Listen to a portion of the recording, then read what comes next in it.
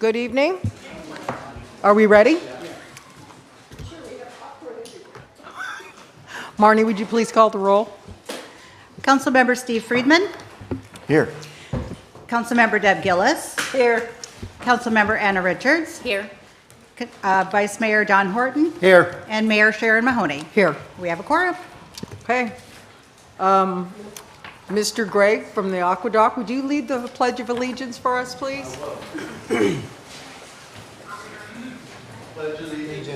the flag of the United States of America and to the republic for which it stands, one nation under God, indivisible, with liberty and justice for all. Thank you very, very much. Okay.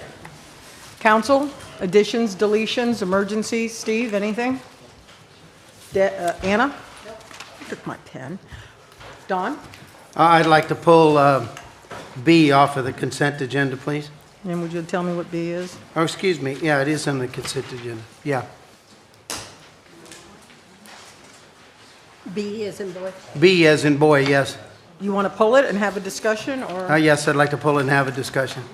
Okay, so you want to do that. Let's put it down. We can move that to resolutions. You want to do that right before? Yeah, we'll put it at the first one at resolutions, so Is that we okay, stay Don? going in order. That's fine. On end of consent. Yes, that's fine. End of consent. And would you verify what the tab is? So we're all on the same page? I'm sorry, What what? is it about? That's the resolution approving expenditures for Tropical Home Construction Contracting LLC and a waiver of competitive bid or replacement plantation yacht harbor marina tiki hut decking. Tab 10. That's been read, I don't need to read it. I'm thinking, what is he doing? Well, you asked for it. I gave it to you. Okay, anything else? I couldn't be more specific. Anything else? No, ma'am. Thank you. Miss Deb? I have two things I'd like to add to short discussions under mayor council. One of them is the Isla Mirada sign, and the other one is the FDOT crosswalks. F dot. And, I'm sorry. Isla Mirada sign. Okay, There'll be short discussions. okay. And now, Madam Mayor, can I add one thing to the village attorney? I guess It'll so. be very brief. It's just a request for a liaison for the Yates litigation matter. okay, and we'll put that village attorney? Yep. Okay. I would like to have a short discussion about Winley Key, where we're at with the parking situation that we talked about, if that's good.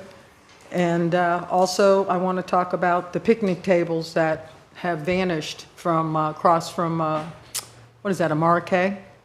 Yeah, in that area. So I'm going to put those two down for me, and we can do those in the mayor communication, if that's okay. Okay? That's great.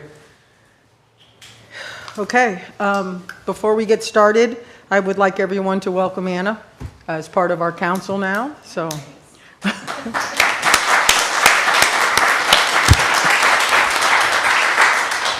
And as a little tidbit here, this is the first time in, 28 years of a council that there's been more women than men?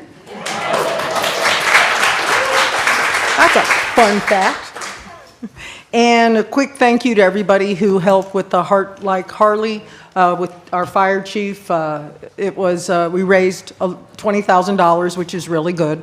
And hopefully this will continue and we can make it bigger and better every year. So kudos to our fire chief, Terry. Thank you.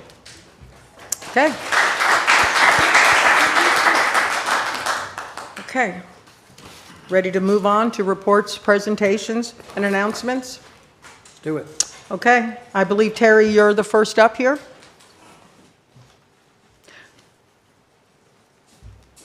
Community Heroes presentation, correct? Correct.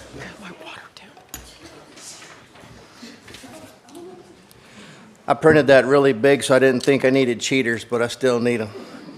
It's a pain getting old, but it beats the alternative. All right, so let's set the stage. It's February, and a family from New York plans a trip to Islamorada, finds a gorgeous resort, the Islander, to stay at.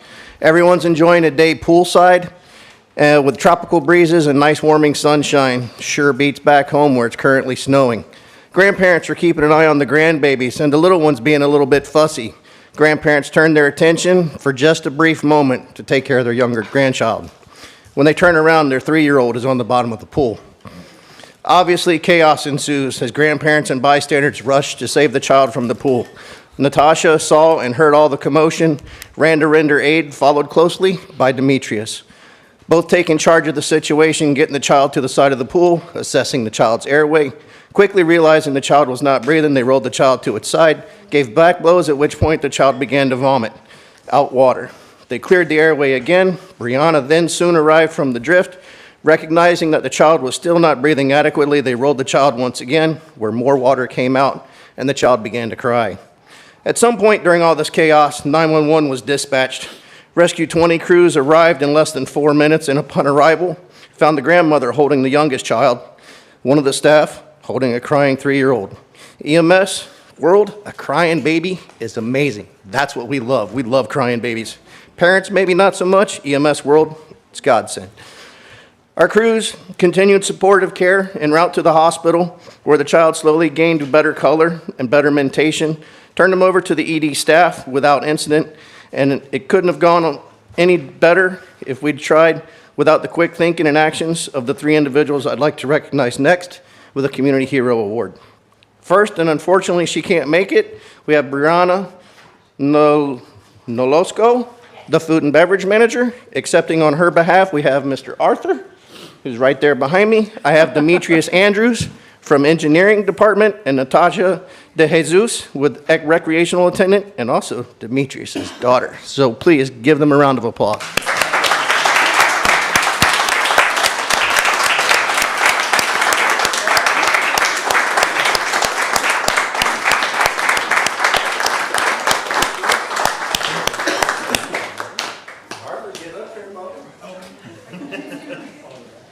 Thank you. This is Natasha's. That's ours.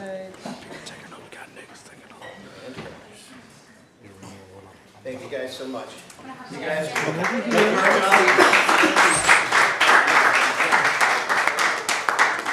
Can you get in the picture too?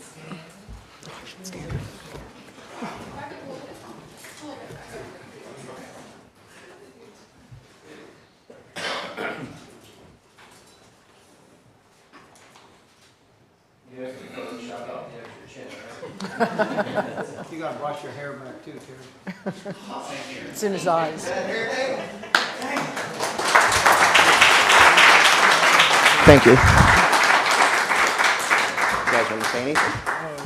I'm just happy, basically. Thank you. Appreciate it. Arthur? Handshake tour. Appreciate it. Hey, Terry. It's community members like that that make our job easier. So And kudos to the Islander. It is a phenomenal resort. They have always helped me with the injured police officer, the fire rescue boat. I have both of my tournaments out of the Islander. They're a great resort. They do a lot for the community. And I think you and I, when we talked today, you said that I think what you said about the resorts should have their staff around the pool trained for CPR and things like that. And I think that's something good that we might want to consider moving forward. I think it's a smart thing to have.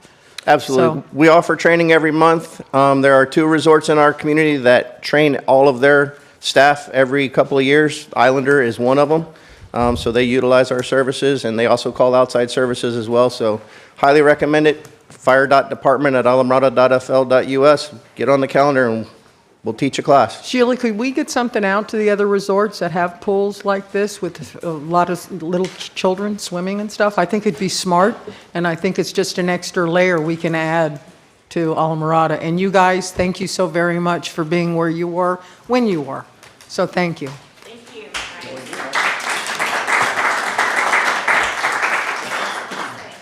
Okay. Next, from the Florida Keys Aqueduct, we have Greg and Aaron. And I don't know if you guys both want to come up, but they want to give us an update on what's going on. How do you follow that? Yeah? That's You a don't. tough act to follow right there. Yeah. Madam Mayor, council members, thank you very much for having us here this evening. We understand the things that are going on. We've brought Aaron, who's our project manager, Lori, who's in our communications. She handles all the communications for us. Peter Gomez is our chief of operations, and we have Richie, who's our head contractor. So any questions that we can have pertaining to the project, I mean, I think everyone understands the necessity of it, but why we're doing it now and why it looks the way that it looks, we're going to try to answer those questions for you. Okay, so I'll turn it over to Richie, and any other further questions, I'll be right here. Okay. I'm sorry. Aaron. It's all right. Good evening, Village of Islamorada. Super happy to be here and just answer any of your concerns. But we wanted to start with, we had a little bit of a project update that we prepared. So I wanted to start out just going over that. I'm having a little bit of tough time seeing it on the screen, so I'm going to look at it on my phone.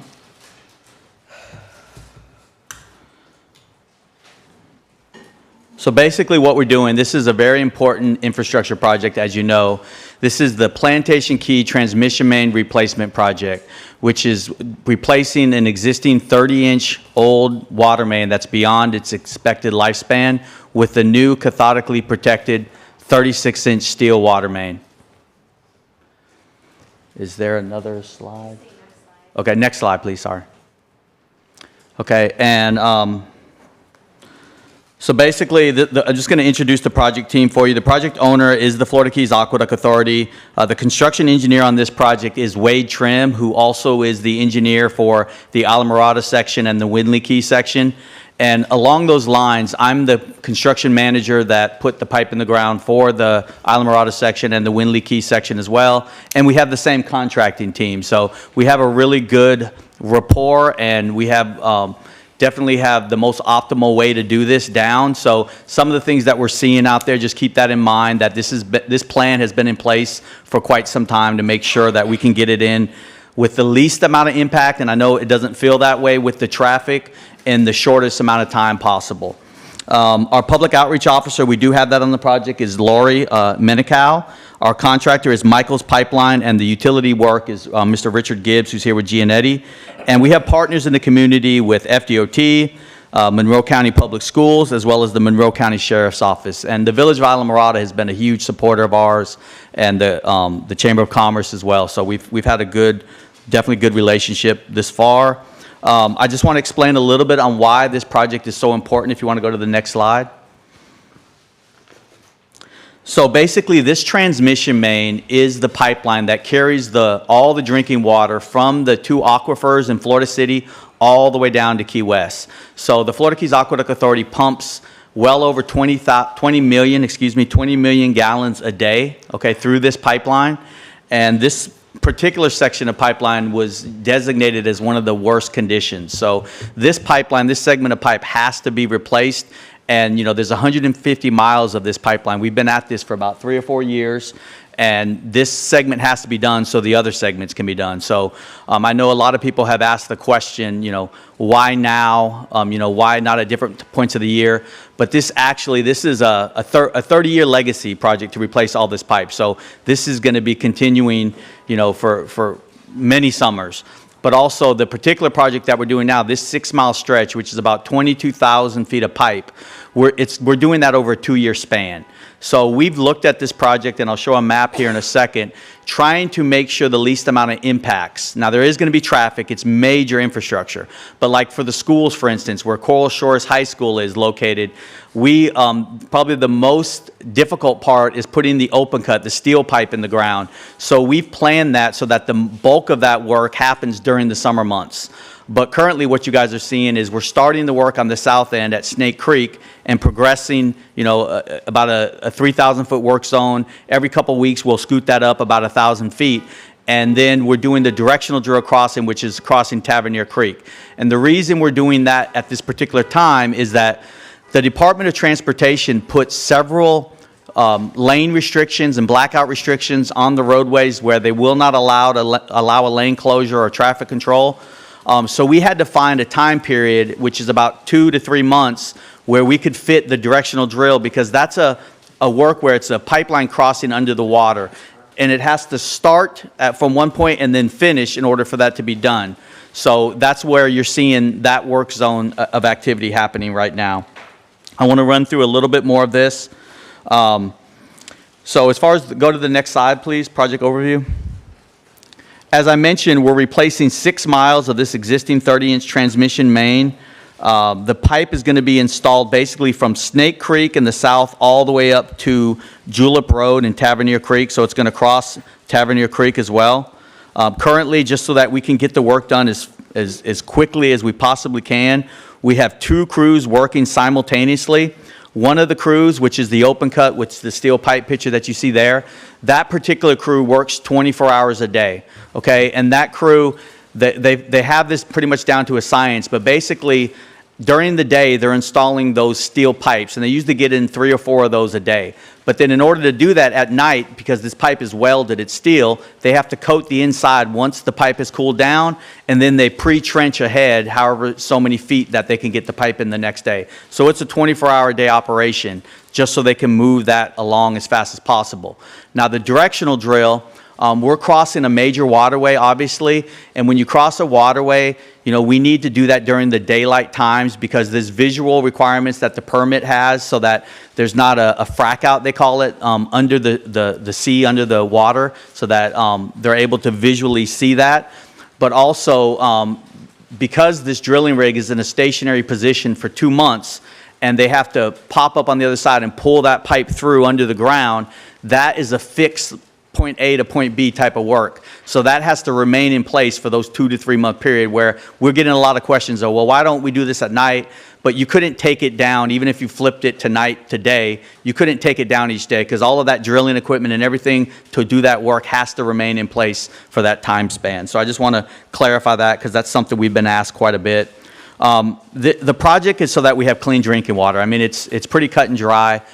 The Aqueduct Authority pumps over 20 million gallons a day, and the reason why everybody has drinking water is because they replaced their pipe. And this pipe is well beyond the lifespan, so that's why we're doing the project. If you could turn the next slide, I want to explain a little bit on this map. So in this 2-year project, we cut this up into several different phases. So if you see the lime green area to the south, just north of Snake Creek, that's the area we're currently working on with the open cut steel pipe. And that moves forward about every 1,000 feet every 2 or 3 weeks. So they've been doing all the pre-work over the past week or 2. The pipe is scheduled to be here starting tomorrow, so you'll see that starting to go into the ground. And then we're targeting about sometime in October to be up to, you know, beyond Founders Park, up to that pink colored area that we show on the map. And then they're going to get through that section around, probably get to the end of it up near the high school, probably around April of 2026, okay? And then again, trying to get the area where it's most congested is right here at Royal Poinciana Boulevard, where we have Coral Shores High School. That whole area there is probably the most difficult, the density of the residents. So that area we plan so that would happen during the summer, the most amount of it as possible. But what you're seeing there in the yellow is what causes a little bit of confusion is that directional drill work that has to remain stationary. See, the rest of the project moves, just like you guys probably seen in Windley Key and Alamorada. When we did the water crossings on those projects, they were off the roadway. You know, the geometry here where we have that curve, that puts us into the center of the road where we have to start our drill and finish it. So we didn't have to experience like what we're experiencing now. So that yellow area, the reason that's there is because, again, we have that 2.5 month span where we can get this drill work in. Once that's done, we'll go away until, you know, around May 2026. And then the entire project will be completed. We'll get to that north end near Julep Road. The contract says November, but our contractor is planning to finish early, and he's looking to be done, you know, just maybe a couple months. I think we're showing January right there, but yeah, the contract says January. He's hoping to be done in November. So that's our the way it's been planned out and scheduled. If you go to the next slide, I think I have one more. So this is a 3,000-foot rolling lane closure that starts at Snake Creek Bridge, which is at mile marker 86. Traffic is already single lane northbound and southbound in this area, so we have that traffic moving through, two-way traffic. The lanes are shifted to the median to keep one northbound and one southbound lane open. As the pipe gets installed, crews will move north in basically 1,000-foot increments, as I explained. Steel pipe crews are working 24 hours a day, Monday through Friday, and they have to pause if there's major holidays or inclement weather. And then there's a 35-mile-an-hour speed limit required. And another thing that we've been meeting with some of the HOAs on to educate everybody, the state doesn't allow for drivers to cross through the work zone. So one of the things that is a little bit of inconvenience for drivers is they have to drive all the way past, go to a side street, and turn back the other way to get through the work zone. And we've educated a lot of the communities about that, so we're putting out messaging for that. But that's one of the things that is challenging, and we do certainly understand that. But I understand why, because if you had people cutting through, it would just hold up traffic, and plus it can be dangerous. So, but the state requires that, so we have to abide by that. We can go to the next slide, please. So this is basically the traffic control plan, just to give you a little bit more details on what we're doing for the Tavernier Creek crossing. So there's 2 southbound lanes that are remaining open, and then there's a single northbound lane from Royal Ponciana, and it's approved to go all the way up to Ocean. But currently, right now, while we're doing some of the pre-drilling work and the initial drilling work, we basically have it back opened at the north side of Tavernier Bridge. Okay, so that's the extent of that one single northbound lane. Again, left-hand turns from Plantation Key Colony onto US 1 are permitted. That's one of the things that we changed when we're doing further coordination with the schools. Traffic lights at Ocean Boulevard and Bessie Road are functioning regularly. A local traffic only sign has been placed at Bessie Road or Bessie Drive. We've also authorized an officer that basically sits right at Bessie Drive to help. We've been having some problems with the people on Old Highway trying to aggressively get back onto Ocean Boulevard, and that causes further backups. So we stationed a police officer there basically during those peak times to help deter that. Motorists, we put out messaging that motorists are asked to avoid using Old Highway as much as possible as an alternate route, because every time drivers enter from Old Highway back onto Overseas Highway, it backs up the north-southbound just a little bit more. So if we can get everybody not doing that so much, it's going to help the bigger picture and everything flow much better. Crews are working during the day to install this pipe underwater. There are some nighttime work needed. So for instance, if they're finishing a drilling run and to get to the other side, they have to work for a few hours during the night. The permits do allow that, but they can't just stage their work only at night because the permits don't allow that. And also it doesn't make a lot of sense because the traffic control has to be there anyway, 24 hours a day. It'll take approximately, the contractor is planning for 2 months to install this pipe underwater. Now, I know we've been having some communication lately that their initial drill findings are showing that the material is really good. So if there's a chance that we can make that into like a 6-week period, but we're looking at 6 to 8 weeks right now based on the material, and they can find anything in the ground, but there is a chance that we can improve on that. But it's all based on what the soil conditions are when they're drilling. So after that, the crew is expected to work along US 1 in front of Plantation Key School and Coral High School in May of 2026. So that's what I'm saying. That traffic control you'll see be removed, and then it will have to come back in May. But that'll be more of a moving zone, not something that's just stationary there. If you can go to the next slide, please. So another thing is that ingress and egress to all businesses is maintained throughout this project. And that's a contract requirement that we take very seriously. One of the things that we've implemented on every project I've been involved with is that we pass out good trifold flyers that have a lot of our information from our project. We go to every business, we knock on doors. Everybody has a different situation going on with deliveries or whatever the logistics are for their business. I mean, we're keeping the weigh station open right now, but we do that at every single business as we get to that next zone. And that's worked really well for us. I mean, we crossed through Publix and Islamorada, and we've crossed through a lot of challenging places, but we plan to do the same thing here. But just know that our crews go out there with boots on the ground and coordinate that ahead of the work. Okay, so I think that's it. Go to the next slide, please. And this is a way to just stay connected and updated on the project. You can scan the QR code that's up there, and then this will give you Plantation Key project updates. If you have any questions at all on the project, on what we're doing, and we update that map that shows the phasing. So as the project progresses, you'll see updates and colors change on that map so you can see what's happening in front of your business. But you can send those questions to FKA customer service representative there at community@fka.com. We have a 24-hour support line. It's at 305-296-2454. And then we also have a website for the Plantation Key project.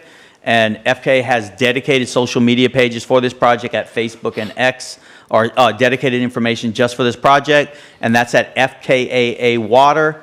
And you can receive all project updates there. Next slide, I think that's it, but yeah. Okay, council, does anyone have any questions? Yeah. Go ahead. Thank you for that. I appreciate all that information. We've obviously been getting a lot of complaints about why can't this happen at night and why is this happening now? And I think that you helped explain some of that. To me, one of the things I'm just sort of, maybe this is something that you guys have already contemplated, but is it possible to talk to some of the software companies that are making these mapping programs, Google, Apple, Waze, to not have that programmed where they have that option to take the old road, because that signage isn't going to do anything. And it is going to be more and more complex because of the stop signs and people turning in randomly. And I've already seen it just across the way here where people are trying to get on the road and you have people that are going into the northbound lane going south. Yep. And things like that. So is there any way has that even been contemplated? Is that possible? It actually has. That's a really good thing. We were discussing that this past Friday. I don't know is AJ here tonight with the village, the public works? Yeah, AJ, you just brought this up, right, about the mapping. So we're in communications with Monroe County Sheriff's Office, with the TMC group that handles the traffic lights, and as well as those routes. And it's my understanding that part of the coordination with Monroe County Sheriff's is they have a direct line of communication with those mapping softwares. So I know I tested it out today when I was driving the job site, and it won't show you to go on Old Highway, even with Google Maps. I looked on Apple Maps and both of them. So that's currently in place right now. Deb? You need to double check that. Yesterday I went north and it put me on the old road. Okay. I know when I checked it today. I don't know Just verify, if because it does make a huge difference Okay. if we can keep them on the road. Yes, We've ma'am. had that I'll make discussion sure we before. follow up on that, but that was discussed Friday, so I'll check and make sure Yes. it's being done. And I just wanted to make a special thank you to the two of you, or your whole team that you brought tonight, because we have been getting a lot, and we understand the importance of the water pipe, but it doesn't make our life any easier. So. No, I understand. Like I said, I've been doing projects in the Keys for 18 years. I've sewered Cudjoe, done Duck Key. I've done all the projects before this, so I know the sensitivity of this. This pipe has to be replaced, and we're trying to do it in the least amount of impact possible. We've had just numerous public meetings. We've met with the schools, law enforcement. And we're still monitoring it. There's still things being changed. I mean, just last week, we figured out a way to get the pipes event that was north of Tavernier Creek to move it off and open that up further. So we're always looking. We deployed an officer earlier this week that can sit at the intersection. So as we see things that can be done better, please, we're open to feedback. We want to do that. But we're trying our best just to get this done, get in and get out, and replace this infrastructure so we have drinking water. I mean, that's the goal. I do believe that it was last week, or was it 2 weeks ago, that we had the water line break? I think it was last week.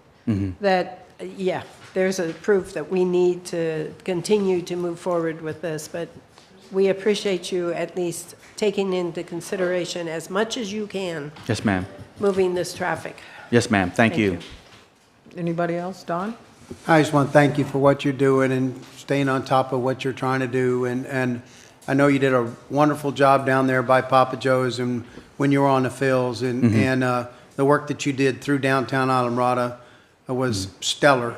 And, we got faith in you. Just watch that traffic and keep everybody in mind. Yes, sir. Appreciate Thank you. what you're doing, though. And I think you'll start seeing it look a little bit more like that once we get through that directional drill, that stationary portion that we're dealing with right now. But we do, again, appreciate all the support and the feedback.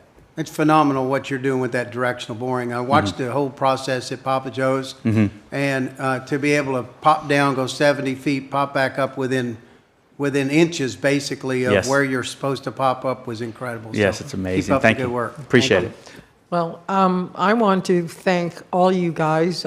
2 years ago, when you were in front of the Theater of the Sea, and they're very, very good friends of mine, the owners, and I sort of became their dolphin shield, and I called Aaron, Greg, Richie, Jen, numerous times, okay, you guys, we need another water truck. We need Yep. this. Never once did you yell at me. Never did you hang up on me. And you got the water there. You were mindful and respectful to the people there. And that just speaks volumes for me, how great you guys were at that. And I thank you very, very much. And so do the Dolphins at Theater of the Sea. So We thank you. all that were involved in that project have a new appreciation for dolphins. Yeah, we, I know. really do. I know you did, and I felt so horrible every Yes. time they'd No. call me. I'd cringe and go, I gotta call them again. They had a direct line set up just so I I could know. get information from them constantly, I and we know. worked through it. It was You it was guys were good. great. Yeah. So kudos to you guys. Thank you for what you're doing, and you're so valued. I appreciate you. Thank you. Anybody else? Can I ask one question of him? I don't have a problem with that. No. Go ahead. See, it seems to me, I live up there in Plantation Key, and it seems to me the big holdup is the light at Bessie Road. Right. Can we get Joe, can you go to the mic so that the people on the Zoom can hear the question? Yes, Joe Wishmeyer, Plantation Key. My question is, the road is one lane all the way up to Coral Shores High School and then continuing. It seems that the big holdup is the light at Bessie Road. Have you looked into maybe some way of not having it work as often, and maybe the traffic would flow quicker? Thank you. Very good. Yeah, that's one of the very first things that we've looked at, and again, we're in constant communication with the sheriff's office as well as the TMC group that manages the lights. So there, you may have seen some days where it was flashing yellow just to keep north-southbound moving. Then there was concerns about the people that couldn't get out of Old Highway just aggressively cutting in. So we went back to changing it to, red light, green light, but adjusting the times. So they're constantly monitoring that. With that intersection, there's like, 5 different roads coming in together. It's a challenging area. What we found has worked the best so far there is to keep it red-green, keep it a little bit longer period of time for north-southbound. And then the Old Highway people is having a police officer sit there during the peak time. So right now from 2 p.m. to 6 p.m., there's a police officer just stationed there just to make sure we don't get the aggressive Old Highway drivers that will hold up traffic or cause accidents. So that's worked the best so far. But again, that is a challenging area right there because there's so much coming to that, and that's where the lanes change and everything shifts right there. So you're exactly right. But that's one we're continuing to monitor. And as our experts see, and we're working with DOT as well, as we see changes that would help expedite that, we're definitely going to implement it. But the best thing that can happen is we're on, basically the drilling started this week, week 1. I'm targeting 6 weeks, week 6 that we're out of there, and we're pulling that down. That's what we can find something. I don't want to, don't hold me to that, but I'm shooting for that as a target. We get that out of there, and then we're good. Yeah. Go ahead, come up to the mic, please.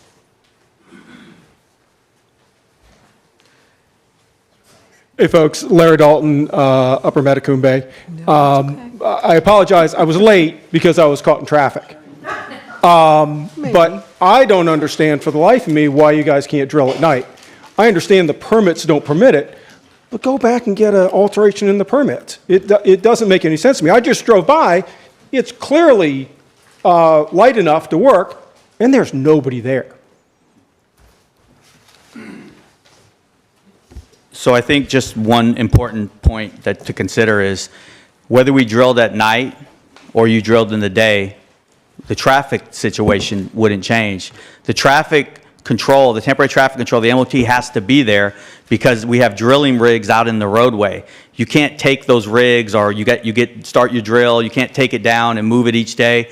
That has to stay in a fixed position for the 2.5-month period. So that's why whether you can drill at night or not, Our contractors, there's certain drilling, like when they're doing the pullback of the pipe, once they start that, they work. If that pops out in 2 in the morning, they're there till 2 in the morning. But we're following the permit of drilling. The most amount of the drill work is during the day because it doesn't change the traffic situation. It has to stay there until the drill's completed from point A to point B. Okay, well, Well, again, it changes it just because there's less traffic at night, I think is the point there. Yeah, but what I'm saying is the traffic control devices that are out there, those have to be there to protect where the rig is set up. So if you're drilling at night, those traffic control devices would still be there during the day. Does that make sense? No, it makes perfect sense. I think that there's just fewer cars on the road, whether that has to stay there or not 24 hours, I get that, but there's just fewer people that are going to be out, say, between, 8 and 8 at night than 8 and 8 during the day, with the schooling, spring break, tourism and all that. I think that's the logic that I'm looking at. Okay. And I think part of that logic is that the people that are out during the day are slowing because they want to see what's going on. It's like the first time we hit the water views on the bridges, they all slow down, know. So they want to see what's going on. They're, and so it slows the traffic. But you just need to keep working at making that move as smooth as it can. Yes, ma'am. okay. Thank you again very, very much Okay. for everything you guys do. Thank you so much. Appreciate you updating. Thank you. Thank you for having us. You're welcome. Thanks. Thank you Come for back coming. again. Okay. Yeah. Okay, then let's open up public comment, and this is comments about anything that's not on an agenda. Marnie? First up is Van Cadenhead.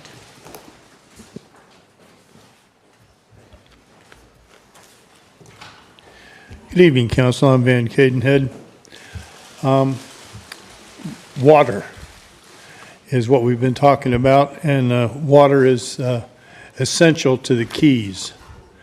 And given the amount of construction going on in South Dade that's going to take up water from us, I think that we should enter this into our thinking when we get to the charrette on the 24th as to how much more development we can stand here and redevelopment in the Upper Keys and the Keys in general. Because once saltwater intrusion begins to happen from the aquifer in South Dade, where we get our water from, we're toast. We cannot substitute reverse osmosis systems for what comes out of the ground from our aquifers. So if our aquifers are endangered by overdevelopment, and it's not all in Monroe County overdevelopment, because we've got a lot of people that aren't paying attention to us in Miami-Dade, it seems like, because they're putting 8,000 new dwelling units right there behind the Last Chance Saloon. Now, where's that water going to come from? Out of the same ground that our water comes from. So I would hope that when we start to discuss this in the charrette, that that's one of the background considerations that we make as far as future development in Islamorada and the Keys. As far as the charrette goes, I noticed from the after-action report in tonight's agenda that a lot of things that are being discussed, like the TDRs and various and sundry other items, as far as planning and building and floodplains, are up for discussion. And I think we should delay, kick down the road. We've kicked a lot of things down the road. We should go until after the charrette, when the people of Islamorada have a week to discuss this with the Able Cities East, who's here to give us a new comp plan and a new set of LDRs.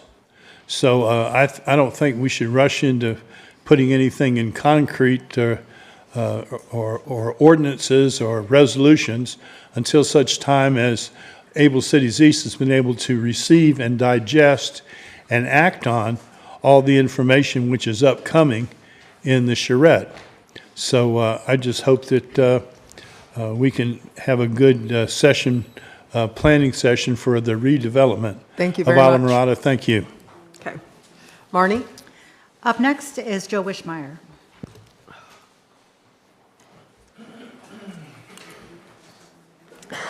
Yes, Joe Wishmeyer, Plantation Key. Mayor and council, at the last meeting, I implored the council and the residents to demonstrate a more positive attitude so that we can all build more into trust and unity between council members and citizens. I even started the process myself by complimenting Mr. Horton and his efforts to get Legoland, which is the Sun community, to pay their fair share of taxes to help support our community. I hope that effort is still moving forward and we're looking into whatever needs to be done. Unfortunately, that effort passed very quickly, as later that night, as I was ready to compliment this council again on the hiring of Alan Cohen as interim village manager, his resume far exceeded what we needed. After voting unanimously to hire him, you then decided to put him off for another month after negotiating a contract with him. As could be expected, after seeing the dysfunction of the council firsthand, he withdrew his application. Then you didn't even let the public to speak on the issues because you just pulled it from the agenda altogether. Another thing was last month when you voted to change the zoning of a fully compliant motel, the Creekside Inn. You then made it now non-compliant, but still left them remain open, thus encouraging others to be breaking the code and the law. When I brought the code that states that a receiver site, which was the Islander at the time, cannot get a permit or do work until the sender site is completed, you told me that you made it that the Islander would not have to get would get a CO until it was until the Creekside was completed. Well, that's not the way that it says in the code, so I wish that you could maybe go back and look at that and make sure that you have it straight. I hope that it is not too late for you to reconsider your actions like you did with previous actions done by previous councils and make things right. Help us reunite trust and camaraderie with everyone so that we can all get along. Thank you very much. Thank you, Joe. Marnie? Next is Dr. Larry Dalton.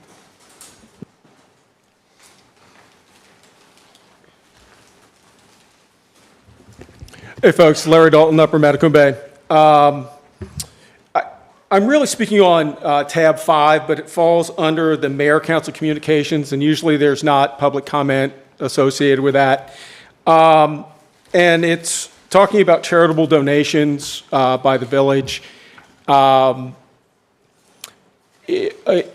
my opinion, the role of city government, or any government, is to provide needed and necessary services to the community. It is not to pick and choose what charities extra money, which you shouldn't have anyway, should go to. If you've got money to give to charity, you're taxing the landowners and the property owners too much. So my recommendation is there should, one, you need to lower the taxes. Two, no charity going out, because it's not the role of government. Thank you. Marnie? That's it. No one else. All right, public comment is now closed.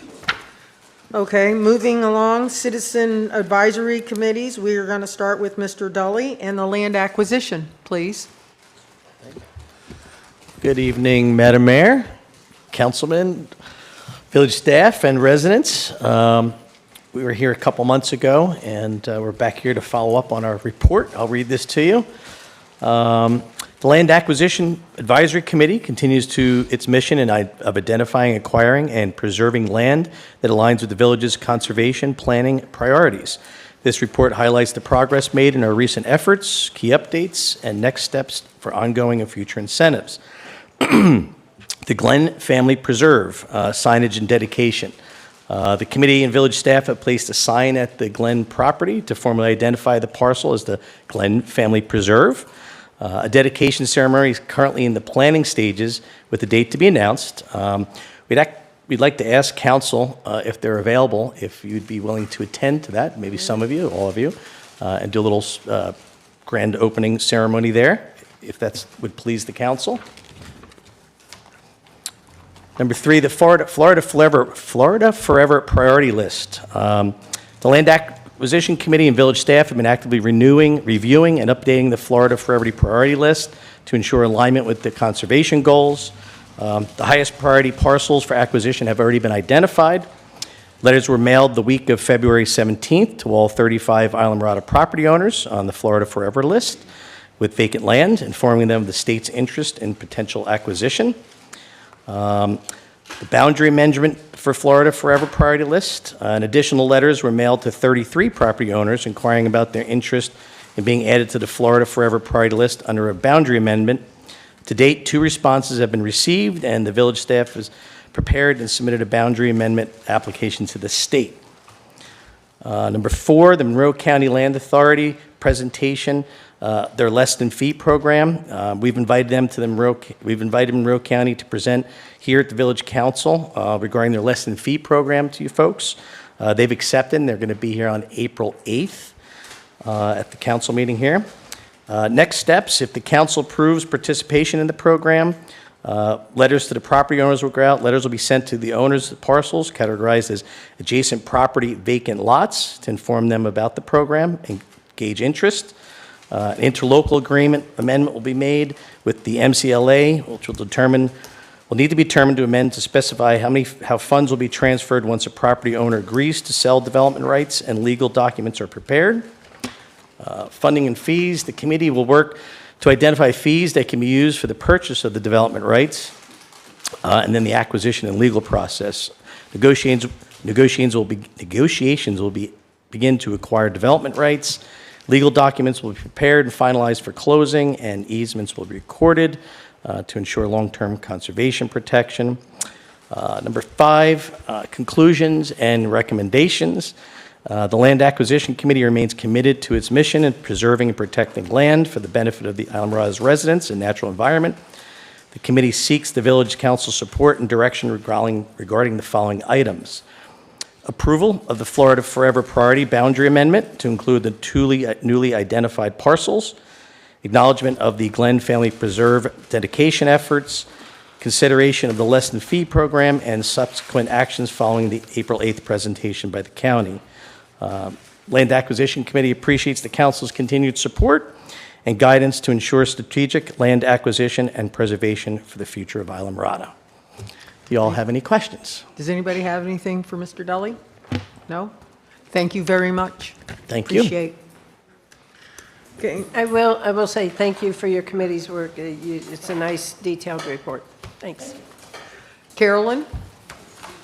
Parks and Rec?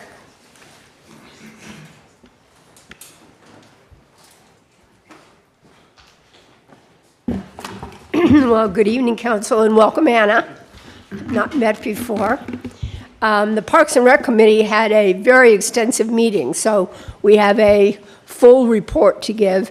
And I want to start out with acknowledgement to the staff, because Maria and the staff and Alicia, oh my gosh, the notes that she puts together, the minutes are like 5-6 pages detailed. So those things you don't always see, but I think it's nice to have that acknowledgement. One of the things we like to do in our committee meeting is to celebrate some of the things that are going on around here in the park. So I'll just start with the soccer group, for example. The soccer group has between 300 and 500 athletes between ages 8 and 18 that are out here in the soccer field. And of those, 5 of them were selected from the state of Florida to train with the Olympic Development Committee. And 5 of them are being celebrated and will be competing internationally. So we don't always see that. We see a bunch of kids out there, but I think it's kind of cool to know what's actually going on. We also brought in with us this time some of the things from our pool. So we have our synchronized group that just took five of their swimmers to competition in Texas. The divers, let me get my names correct, because we have a real celebration of our diving program. And that is that there are several of the divers in the younger group that competed in the state, but one of our local lifeguards, whose name is Eric Lysis, was right here in the pool and looked at all the divers and said, well, maybe I can do that. And he has just come back from competing. Let me make sure I've got the right acknowledgement. But he has just come back and been celebrated. He is a junior. Let me see. He's a lifeguard at the pool. He plays fifth in the 16 to 18-year-old division in the state. And, just to see those things going on around us, I think is really worth our celebrating and understanding what's happening. Then we brought in Coach John Olson and asked him to bring us an update of the swimmers. And they just came back from the regionals. And some of these numbers will really just amaze you. The swimmers have been, some of them have been training with him for 13 years. The swimmers practice an average of 15 hours a week, both before and after school. They swim generally a total of 25 miles a week in our pool, which is both short course and long course. And some of they're taking a group to a meet this coming weekend. But in the regionals, they had two of their relay teams that qualified in the regionals. Abby Sargent, Lane Smith, Sofia Figueredo, and Allegra Fucaraccio qualified. And then they had another one of their relay teams that qualified. And if you take a look at who they're competing against, Coral Shores High School is consistently ranked first or second in public schools in the entire division. And these female swimmers finished 7th at the regionals and went on in the state championships. And in many cases, they are competing with private schools.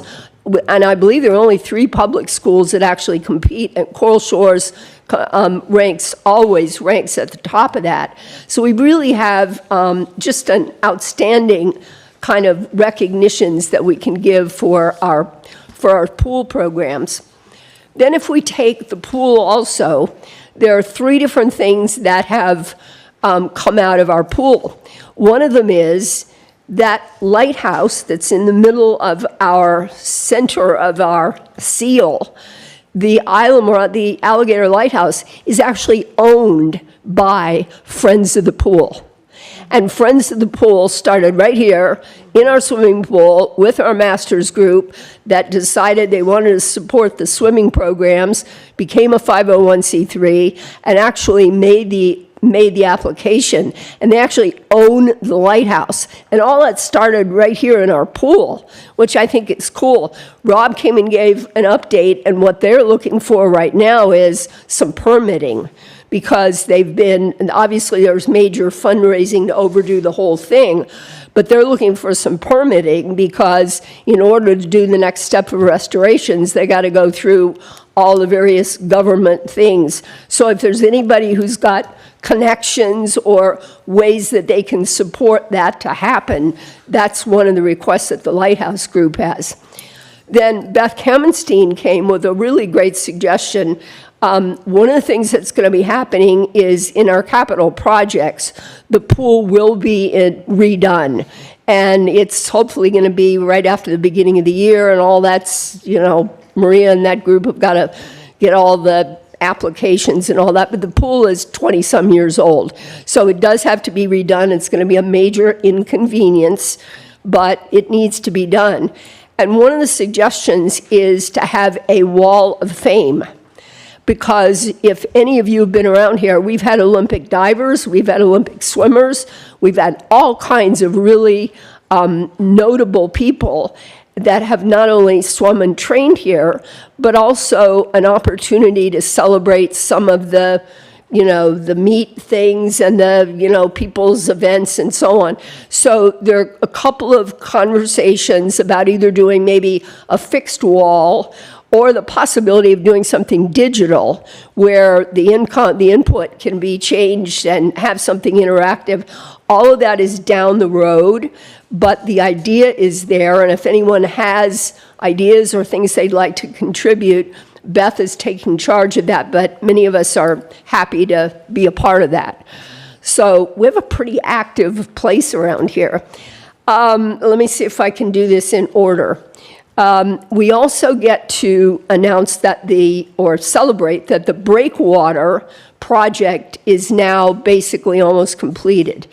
That, as I understand it, is about a $2 million project, but it was all funded with grants. And the change that will happen in that breakwater is that it's designed to be a breakwater and a nature viewing spot, not a fishing place. So there will be no motorized vehicles and that sort of thing out there. But it's a great place to celebrate. I think now that it's being redone, I haven't been out there yet. I want to get my private tour. But for people to just go and have it be a little live aquarium that they can go and celebrate. So it's been built up in order to protect the marina and so on. But that project is now just about finished. Then, let's see, capital projects, the lights in the, let's see, we've had that was fully grant funded. The lights, I'll bet you that is my friggin' phone. Hold on. Yes, I'm supposed to be somewhere else. Oh, how funny.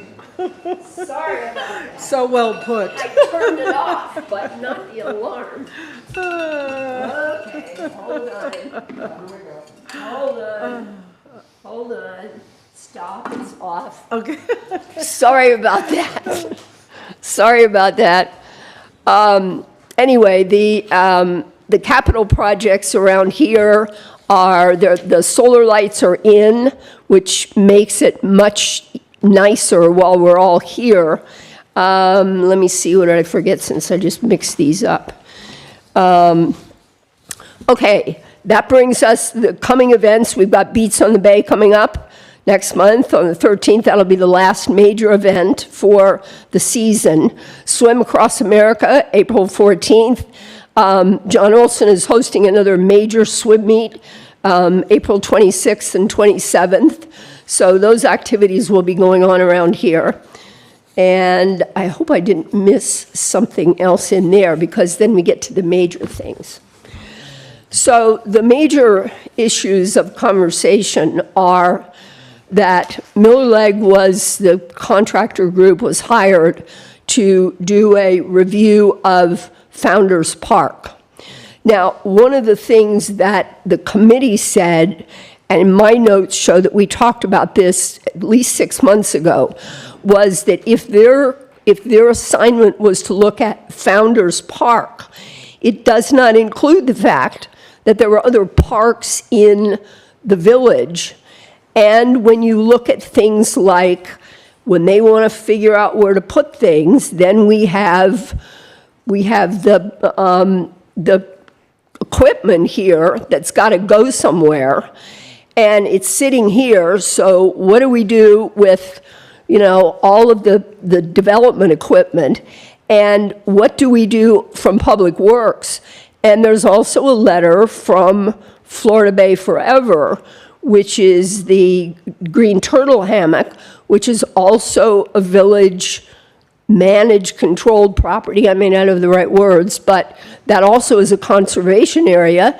And their letter comes in and says, what are we doing with parks, with Public Works stuff that's hidden, that's being used in our property?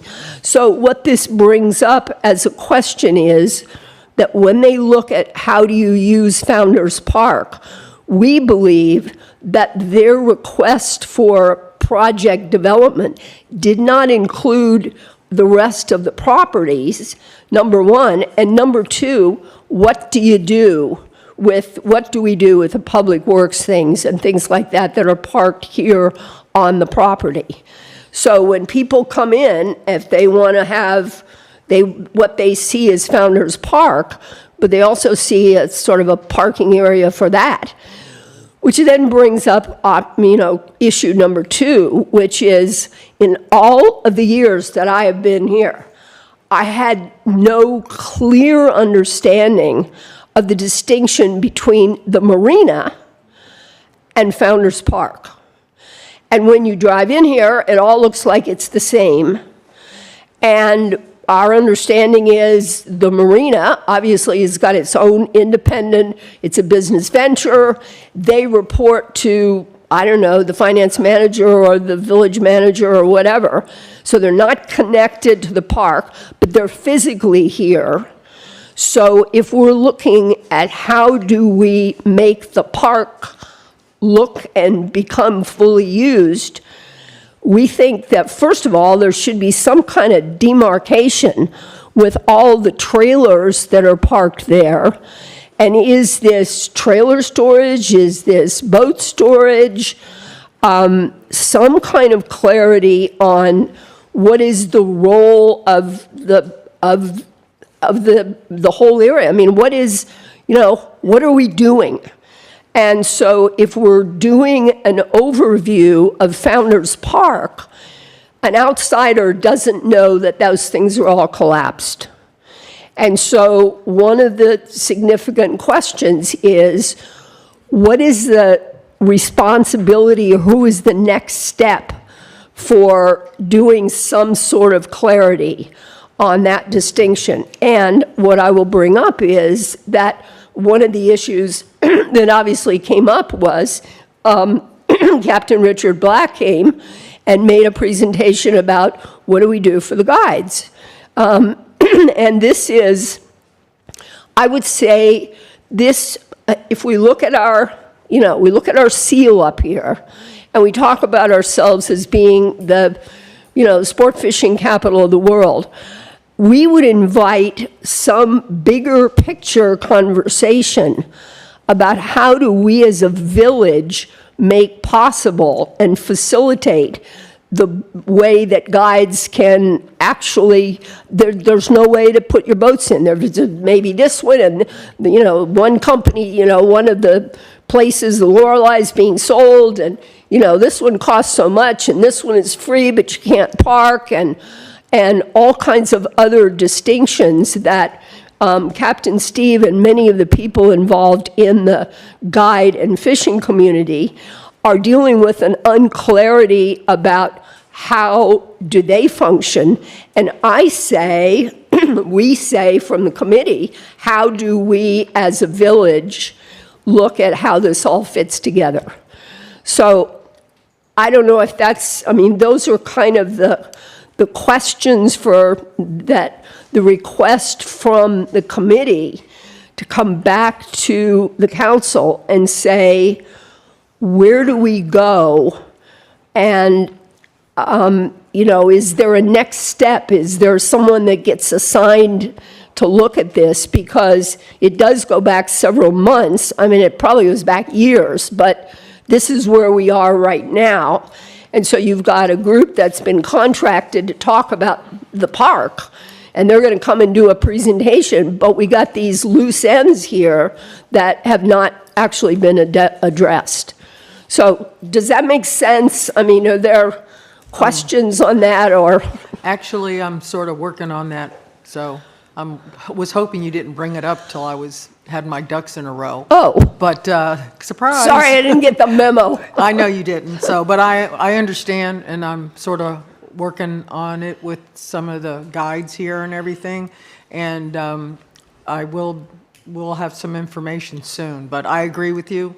I have already reached out to the people doing the park here, the plan, to talk to them. So, and you're right on with everything else you say. So, can there be, even a blue ribbon around down there that says that belongs to the marina and this belongs to the park? It's. Well, I think the main thing is, I need to have a sit down with Lisa and Maria, and we need to talk about stuff before we put a blue ribbon on the property, so. And I'm just, that's just But me. yes, I understand. But And what it's I'm gonna trying to be do dealt is with. synthesize Got it. over 2 hours' worth of meeting with I the heard all about committee, it. which Yep. was very active It and very was. positive, and, we got lots to celebrate, Yep. but we just don't know where to go next. Got it. Well, it's going to be dealt with, so thank you very much, and I appreciate it. Anybody have anything? Go ahead. Just real quick, Carol, you touched on a whole lot of things at the park. Is there anything that has been a discussion about the Keys Kids Swim Program here at the pool? Have you heard anything about that? And That's not something that came up in my last conversations, It's not. but maybe you can say more.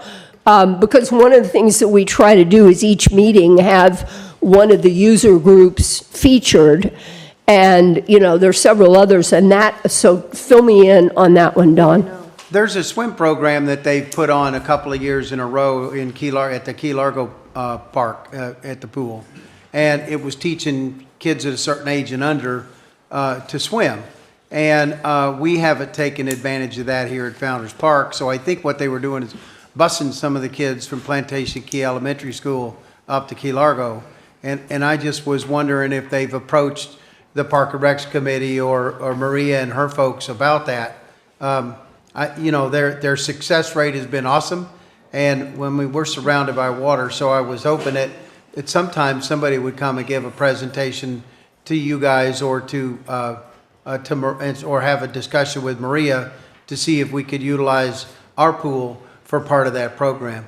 I think that's an excellent idea, Don. That has not come in front of my vista recently. I mean, I remember instructing, Yeah. being there and doing some of the teaching. I know my daughters learned with Tony Hammond's wife at the old swimming pool that was here years Yep. and years and years ago. But I think that it's important that we maybe look at that and maybe we can open up a conversation with that.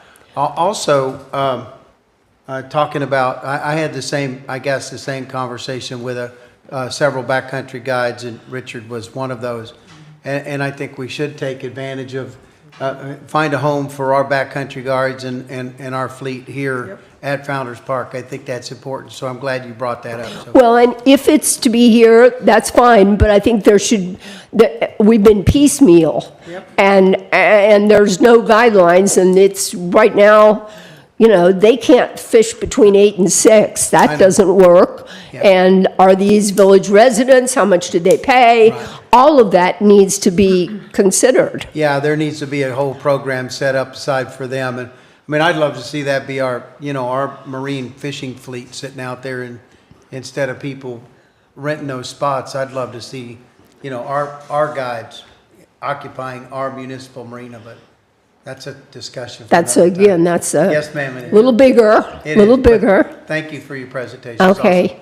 Is there anything else? Thank you, Carolyn. I just want to maybe ask Sheila if she can clarify, some of the things that you said. So the master plan that we're in the midst of right now, that is taking into consideration only this park, not the other parks in Islamorada, and then also not the marina. That's correct. Okay. And then that gives the fallout also of where does Public Works go? Because if the village doesn't have any place for Public Works to go, then Founders Park becomes the resident of Public Works, Right, it's going wherever we can put it. right wherever now. we can put it. And right now, it's also down at Green Turtle Hammock, which is not where it belongs either.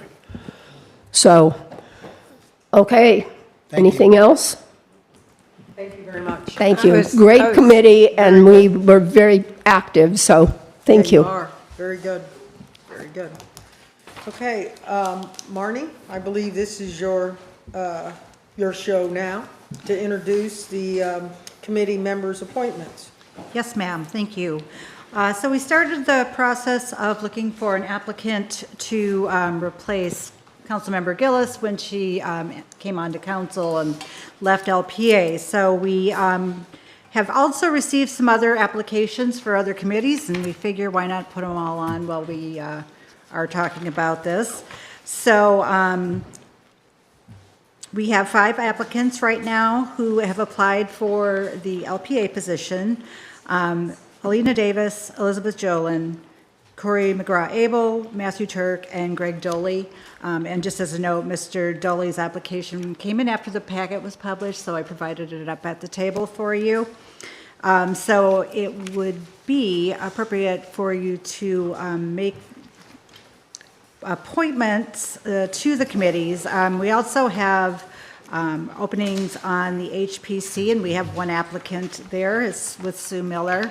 The Land Acquisition Committee has up to 4 seats open, and we have an applicant with Michelle Robinson. Also, Workforce Affordable Housing, we have up to 6 openings and 1 applicant, Anna Reckford. So those are the folks who have applied. So it would be up to council now to decide which of those folks you would like to appoint to the LPA. And I would ask that when you do decide to make a motion second to appoint the appointees and their committees, the terms will be ending in May of 2027. And we'll be coming back in this May with recommendations for the staggered terms and reappointment process. Okay. So what is the best way to handle this? I have a question. Well, okay, go ahead. Go ahead. Oh, I thought you were going to do something else first. So. No, I was. Well, the question is I didn't see anything in here telling me who is on what stagger in any of the committees. I believe that besides the LPA, maybe we didn't even set up stagger. And personally, I'd like to do it all at one time instead of piecemealing it. I don't mind piecemealing it if it wasn't that we're 6 weeks away from doing it again and looking at the whole committee as a whole. So am I right in that the staggered isn't set up in any of the committees except LPA? That's correct. I've been working with the various managers ever since Ted Yates to implement this, and we keep losing managers, and it just kind of falls to the wayside. So, yes, we are looking at implementing the staggered terms and coming up with a process for that at the May. Didn't you do the highest vote getters on the LPA, were the ones who were staggered?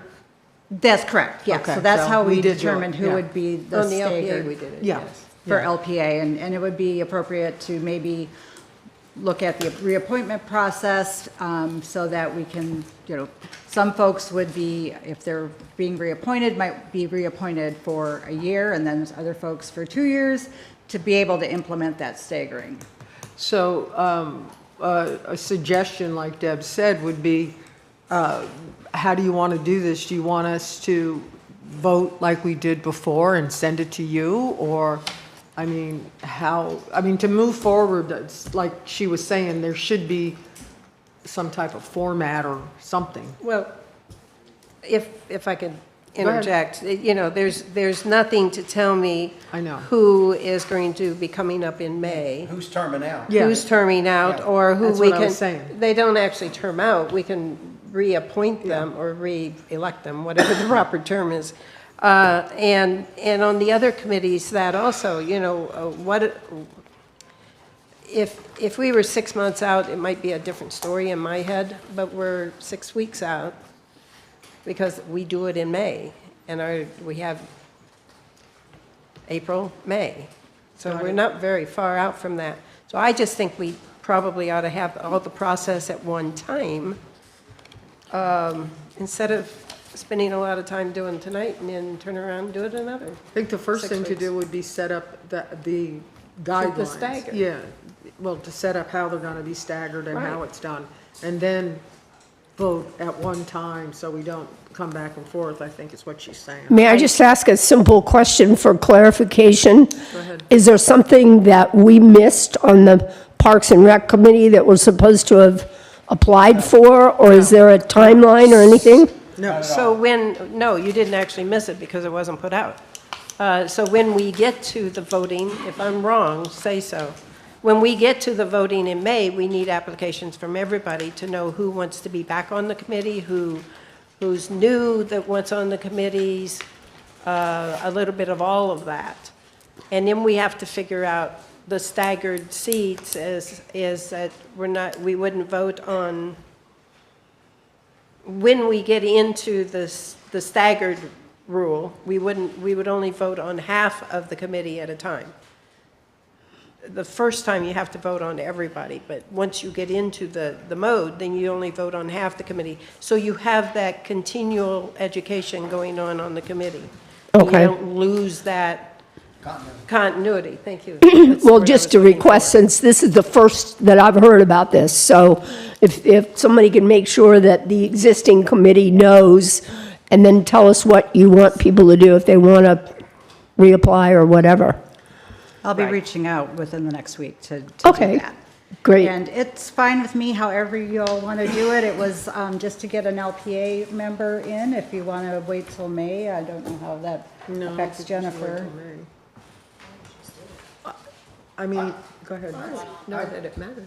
I'd kind of like to know when these people were put on these committees, if there's a date on there, and so we see if there's going to be one that's been on longer or not staggered or staggered. I think they might have all been put on at the same time. They were. Okay, so how are we going to end up staggering if, are we going to have to, like, pick 2 or 3 people on the LPA and say they're going to, and we do that in May and stagger them somehow, or? Yes, that was what was done for the LPA was LPA. highest vote getters. Yeah. That's how we decided. LPA was Yes. determined, but none of the others was. It was, okay. It And also But we don't states- know which ones. which it ones is. I don't are remember. determined, okay. But it Yeah, also I think we states in need the to know ordinance. But it also states in the ordinance, Dawn, that no member shall serve more than 2 consecutive terms. Right. So I- there's several people that might not even. Could be terming out. I soon. thought there was a caveat unless it got a unanimous vote or something. Yeah, Okay. but that would be, But that's a if. But that's got to go to May, to the May votes. right, but what I'm saying is, there could be more people that apply and people have already termed out Yeah. than these people over here. Right, so we're appointing it now and then later. I think the May might be the right way to do that on the LPA, for sure. The other ones, there's not enough people to even fill those seats, so. Yeah, there is a. So a quorum is based off of the number of people seated, That's correct. not the number of people that were set up for the committee, such as if there was supposed to be 10 on the committee, but there's only 4. Yeah, Quorum is based off of the 4. Yes. So it's skimpy, it's way too skimpy, but they can have a committee meeting because quorum would be 3.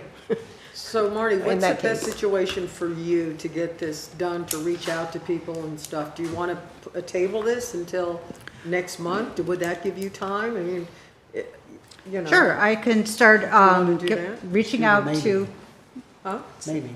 What do you mean maybe?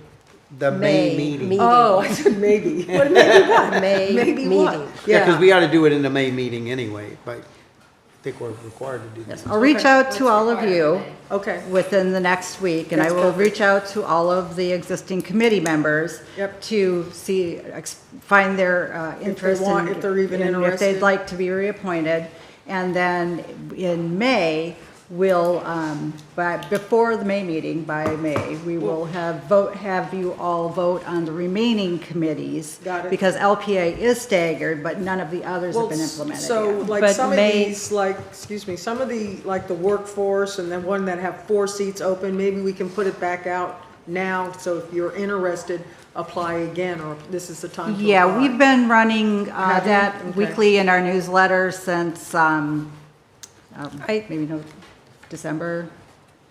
I might suggest a little stronger How about presence in the newspapers? newsletter, and maybe even from now till then, newspaper or something.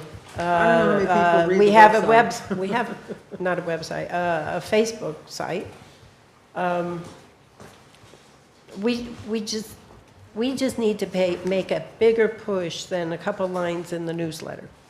I would like to suggest that everybody here who is in the audience and at council table tonight, talk to all of their friends and let them know that we need more applicants, because it is been very difficult to find folks. And we have been running on our social media and all of that. I'm happy to put an ad in the newspaper. If that's okay with Sheila, I'd like to put an ad in the newspapers, like For the next, the Keys Weekly. There's a good one. you know, and Well, even- for the next month or so, and then table this until May, unless the LPA has to have someone now. I don't think they do. No, they can run on 6. I think that- yeah, that's fine And then. the vice mayor will, because I happen to have, Chair. or chair, the vice chair can just Lori. move Yeah. up Okay. to handle any meetings between now and then. It'd be nice to have 7, but Is They that can run agreeable? on 6. Sheila, is that okay Yeah. with you, everybody? Yeah, we're just Agree? talking about LBA, because. We're talking about all of them. Okay, because aren't there a couple here where there are vacancies in one applicant? Well, can't we just appoint them Well, tonight? that's when were you not paying attention? We just, Well- we said we're gonna open it back up again and, see if we can get more out. and see if we can't get more until in May. And these people aren't going anywhere. I mean, they still have their application in. I mean, okay, it just seems to me if there's a vacant, I mean, I can understand if there are multiple people for one position, but if we have one person and one vacancy, why don't we appoint them tonight? Steve, I agree. I think that when it comes to the one, we've got Anna Reckworth who wants to be on the Workforce Affordable Housing Committee. And she's just one applicant that came in here to ask for that one spot. Right. We still got a lot more to fill in that one. So I'd be okay with us having her in there, and then Michelle Robinson, land acquisition. I think that there was a couple of empties there too, wasn't there? Yes. And so, Yeah. I mean, we're at least pecking away at it with those two. Well, then you have Sue the Miller, I historic- think, on HPC. The historical preservation has one applicant. Oh, do they? It's, We're gonna have to do The this all only again. thing- in it's I May. know. not listed on the Also, first there's no page. way. It's Yeah. similar. The only thing I would request is that I would make sure you all consider as well is if you're going from an odd to an even, that does complicate things, or I shouldn't say does, could complicate things for quorum, because if you have, say, 7, you need 4 for a quorum. Or if you have 6, you still need 4 for a quorum. So if you were going from an odd to an even, I guess it would be better 5 to 6. You would go from 5, you need 3, you go to 6. Okay. You Well, need then 4. maybe we should just wait. But So my feeling is, let's get them on while they're interested now. Let's fill it, and then we can kind of continue this, with the other That's fine. positions. But it's required again in May. What if we have more applicants? Just say in a great world, what if we have more applicants than we have positions open, and then that person I get it. Okay. feels, I say what? you know what I mean? I'm fine, wait till May. I would prefer to wait till May and do it all at once. Okay. And then we'd be able to figure out the staggered, figure out who can or won't come off, will come off, Who's interested, who we need That's a good. majority Okay. vote if we keep them on, all Okay. of that. So- Just all in one package. Make sense? Yes, Yes, ma'am. thank you. I will reach out to these folks and let them know that we are going to hold off for a bit, but we appreciate their interest and we're going to keep their applications. But unfortunately, there's part 2 to this. I know, I was just gonna say, I see part 2, go ahead. Yeah, so I provided, along with Mr. Dolly's application, a listing of all of the committees with a description and the folks who are currently serving on those. So the ordinance also requires a council liaison. We did have that before with the old council, and of course now we have different folks. So you see on the script that I made for you, I have created a grid with all of the boards and all of your names. So there are the 7 committees that are internal committees, and also we have 4 external committees that require a council liaison, and those are the Florida Keys Transportation Coordination Committee, Florida Keys National Marine Sanctuary Advisory Council, Florida Keys National Marine Sanctuary Water Quality Protection, and ICLEI, which will not, to my knowledge, involve any meetings, but we just need a elected official liaison for that role, and they'll work with Ms. Panzer.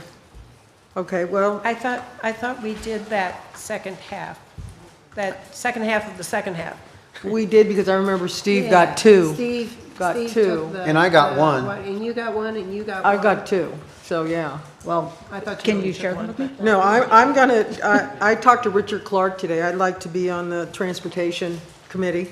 And also, I'm on the Near Shore Water Committee. And I was on that International Council for Local Environment Initiatives.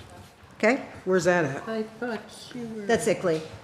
Oh, okay. That's the bottom one. Okay, so that would be Don. Where is he? Something else, too. Okay. and Okay. then, Anything, Deb? Do you remember what you were on? I wasn't, because I was going to do something special with the sewers.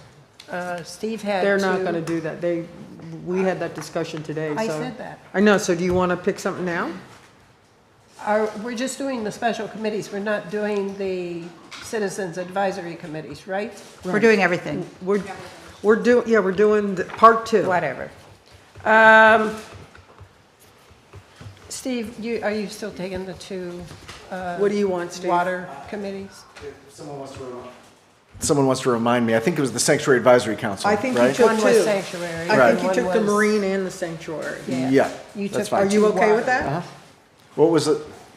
The Sanctuary Advisory Council liaison, and then the Marine? The National Water Marine quality. Sanctuary Water Quality. Is that okay with you? Yeah. Okay, Deb? Well, what's left? Well, we can go all the way up Everything. to, I'm the only one who's got the nearshore water in the top part. No, well, I was talking at the bottom. Oh, I don't think there's anything left at the bottom unless you want to take one, Steve wants to give one to you. Well, I thought they coincide, but whatever. I thought Don had one, too. I thought Don had 2, actually. He I did. did the workforce affordable Is that where on you're the at? other committee. That's, You want to stay in workforce? I'd love to. So that's Don for workforce. Anna, anything jumping out at you? Tickling your fancy? Do LPA. You want to do LPA? Yeah. Okay, and go ahead, take a second one. Parks and Rec. You want that? Okay, Deb. So that leaves HPC and the Youth Council at this point. Oh, and land acquisition. I'll do, how does sunshine apply with these? With what? With the liaisons to the committees? You can speak to the committees. You're not on the committee, you're You're just a not. liaison. So you can speak to the committee members. Okay, I'll take land acquisition and historical. Okay. So land acquisition, where's the history? Would anyone like Youth Council? And what are we missing? Youth Council. Do we need one for youth council? Who took near shore? I have near shore. Sorry, That's okay. You want youth I council? didn't get it recorded. Excuse me? I just didn't get it recorded. Oh, okay. Do we have one for the youth council? Are we good? I mean, do we have, We don't have anyone for Youth Council at this point. when do they meet? And where? At the high school? I believe they meet monthly here at like 4 o'clock in Really? the afternoon on, I don't know which day of the week it is. They didn't get It's in the started agenda until item, so, January, so let's see. Oh, that's right, they go by the school year. Yeah, but they didn't get meet started quarterly until as late. needed, as needed. They meet as needed. Yeah.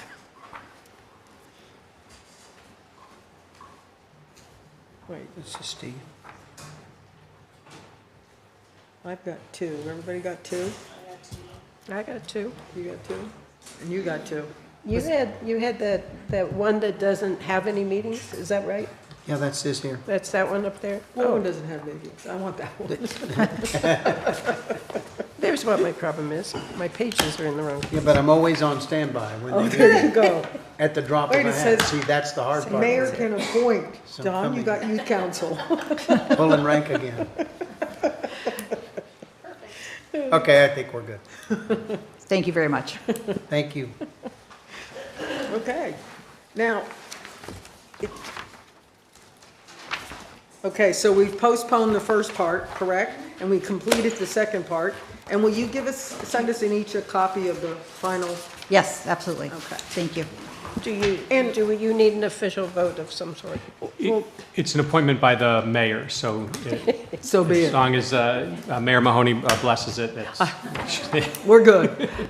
Is there a way that we can also get their schedule when they meet? Like, I know the Nearshore Water is going to meet again in April. Can that be sort of provided for us so I can put it on my little calendar? Absolutely. Okay, I'll that get would all be that great. for you this week. Okay. Okay, ready to move on? Yes, ma'am. It said open public discussion, but since we didn't have a vote on the first part, we're getting rid of that, correct? That's correct. Okay. All right. Now we move to mayor-council communication, correct? Okay. I see, Steve, you have something on here? Yeah, I asked to put this on the agenda. I think the easiest thing to do is, I'd just like to have a discussion on this, see how you all feel, and I'm just going to read from the council communication. I'm requesting consideration of a resolution that directs the village attorney to present the village council with proposed personnel policies, procedures to address and resolve staff complaints against the village manager, members of the village council, or the village attorney. The policies and procedures should include an investigation of the merits of such complaints with due process afforded to all parties.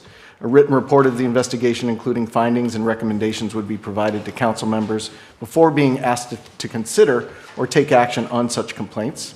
The goal is basically to avoid the previous process that resulted in presenting such complaints directly to the village council for action before any investigation was performed or recommendation made to council members regarding such complaints. And as I understand it, we have to direct or authorize the village attorney to do that with a majority of members.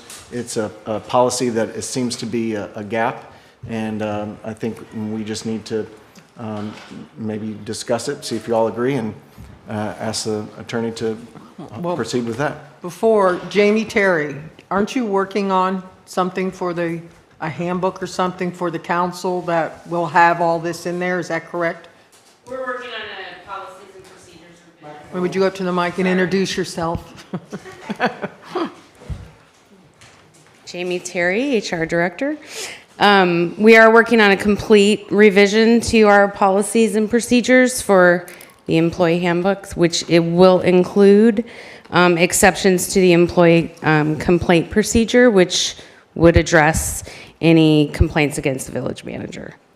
And Steve, John, did you want to say something? I was just going to chime in and advise the same thing, and you know, we've been working on it for a little while because there's a number of things that we've identified, this being one of them, so we anticipate it coming back in the near future. I'd like to have the revision to y'all before the end of summer and before the budget process starts. So this is nothing new. It's already been, y'all are already working on this. Yeah, we're already That's what working on I it. understood, that this has been going on, like, not the last manager, started with the other manager and has been going through. So y'all are working on this already. Yeah, there's Okay. several updates, Yeah, and so this it's this nothing part is one piece of those updates. Thank you. Would that satisfy you, Steve? If we Not really. I think that just a simple resolution, you know, a motion to consider this resolution, I believe that Mr. Quick's colleague Allison Smith has given a presentation to Cutler Bay on the very same thing. I think they have a similar policy that they could present to us that is wholly separate, that we can put into that and get this process going rather than keep working it down the line. This is not the only time that this has happened. It's happened before, so I don't understand why we can't just continue this right now. I'm not really sure what the request is. I mean, we're working on this, we're bringing it back. Staff had identified this before. I mean, the passage of a resolution isn't going to do anything different. I mean, we're going to bring back the exact same thing, unless I'm missing something, that there's something that you're looking for that's not a complaint procedure for anyone above a department head built into the personnel policy. So maybe we don't need to do it as a resolution, but we simply just give direction to the acting village manager that we continue down this trail and get it done as quickly as possible.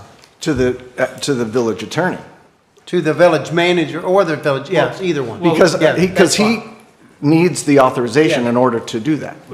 And he's apparently had that because they're working on it. I don't, have you received that authorization? I've been working with the village manager on it, yes. I mean, this was something, I mean, staff does create things to present to the village council as well in terms of things that we believe are required by law or best practice or updates. This is one of those types of things. So this was planned to be coming back before you all, or something that would be coming before you all as an update for a number of those things. So yes, I've been working with the village manager and will continue to do so. I mean, if the council wants to reinforce that, I mean, we would certainly welcome it. I mean, we like to think we're working on the stuff you all want us to do. You know, I think it sounds like this is something you want us to bring back, and we'll bring it back for your all consideration. Let's make it a priority. All right, well, let's just And- make it formal. I'd like to make a motion to Wait, direct the attorney can- to investigate and report back to council regarding policies and procedures for handling staff complaints against the village manager, members of the council, or the village attorney. Wait, I need, if there's a second, I would need some clarification, because I don't know what I'm investigating. But I'll wait to see if there's a second, but I would need some significant clarification. Just you'd be because- investigating any kind of complaint. If there was a Well, those are two complaint different filed. things, then I'm If there not- was a complaint filed is what he's talking about. No, I don't think that's what you're saying at all. I mean, how would I investigate a complaint? there isn't. I really don't understand what the motion is, I have to be honest. Steve, see if I understand what you're trying to say. Is that if a employee files a complaint, either against one of us or a manager or maybe a fellow coworker, Coworkers are covered already. I'm sorry. but if a complaint is filed, before it goes anywhere, before it shows up here, you would like it to be investigated, and that's what, that procedure is what you're trying to put in place, is for it to just not be, see, I think the last, I know of two. I think the last ones were being worked on, but hadn't been completed. One was just kind of kicking it down. And one of them didn't want a public investigation. One of the two. I'm confused. So you're wanting the procedure put in place that if a complaint is filed, that there's an investigation done on that complaint. Is that There's a what I'm procedure. hearing? That there is a procedure which would include an investigation and a written report. Right. So it's not that we have a complaint right now. It's No. any future complaint is where you're trying to go. That's correct. And that's what staff. Wouldn't that already be in the HR handbook? Yeah. It isn't.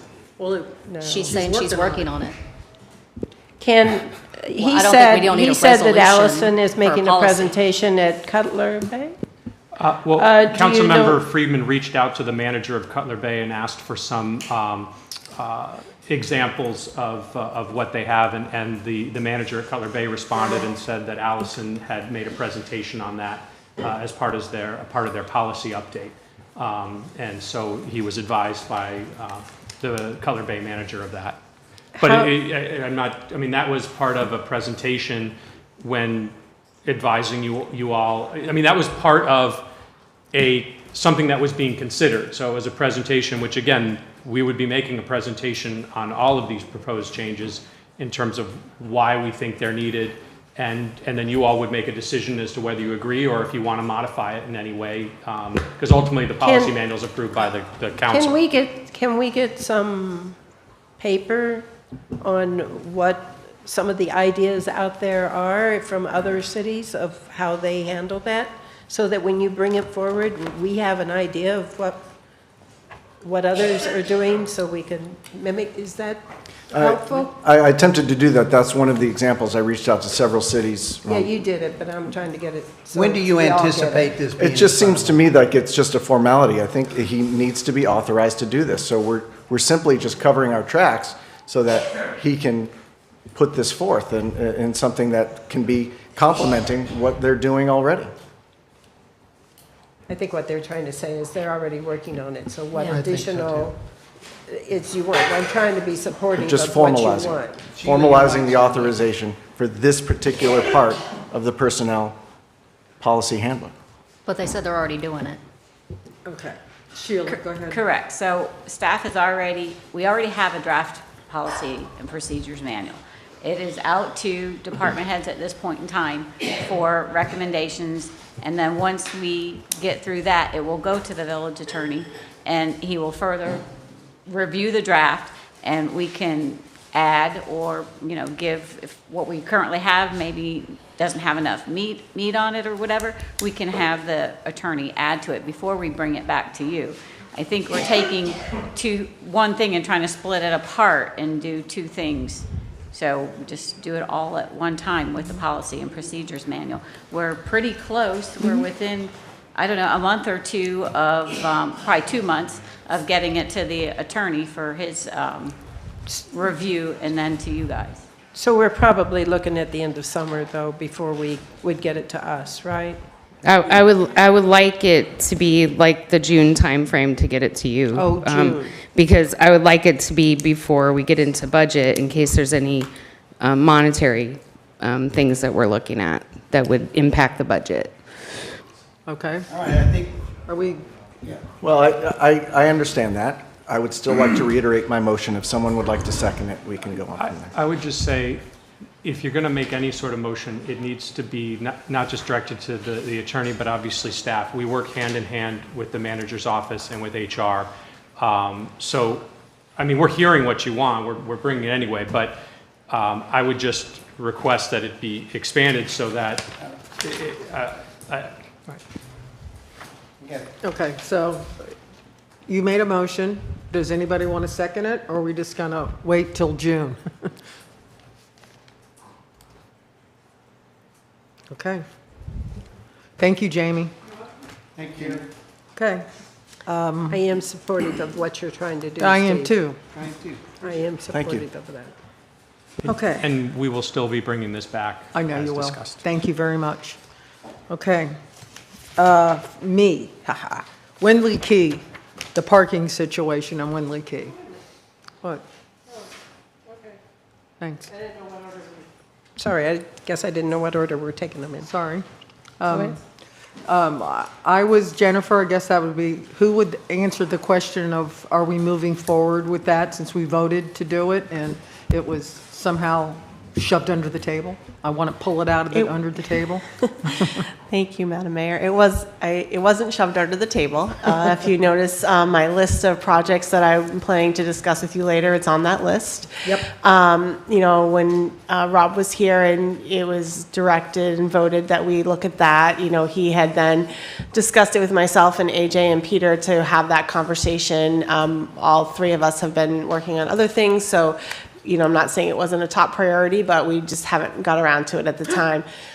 I will also say, though, that from a planning perspective, it would be my recommendation that instead of looking at individual sections of the village regarding parking in the right-of-way, I think it makes more sense for the village to look at wholly at all of the parking and how we want to address the parking issues within the village and do that as one whole project versus band-aiding individual pieces, because I would agree with you normally, but they're already starting to put trailers on the right-of-way. There's been cars parked there, and that is probably one of the worst areas, I would say.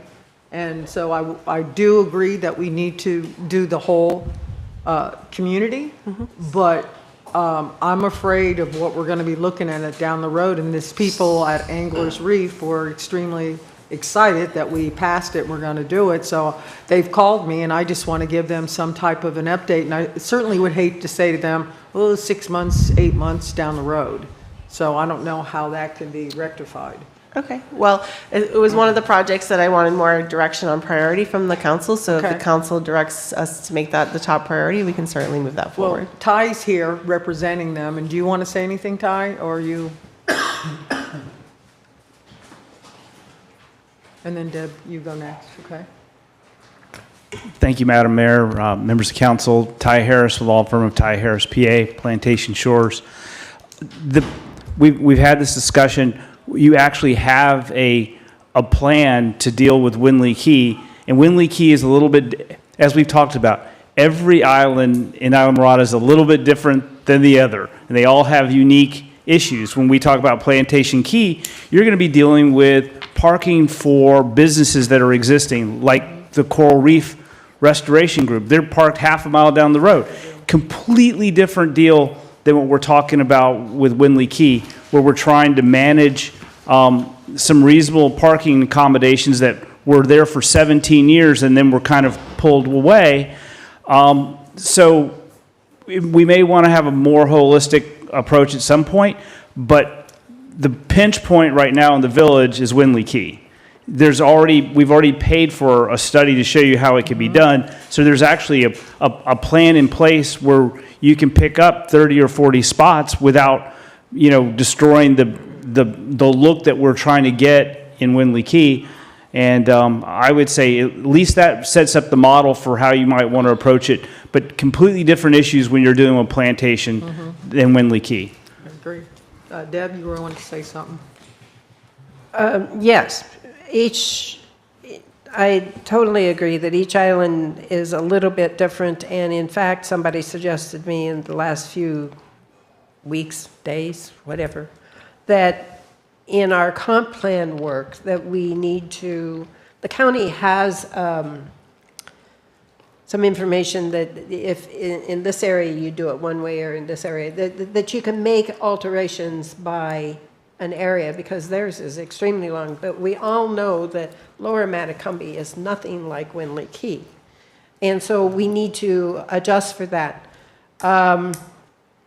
Maybe, I was really going to say that I really think we need to do it as a whole and maybe through the comp plan, because by the time, but now I really like the idea of doing it by island. I'd like to do all, I do. I'm sorry. You're fine. Wasn't prepared for all of this discussion on this.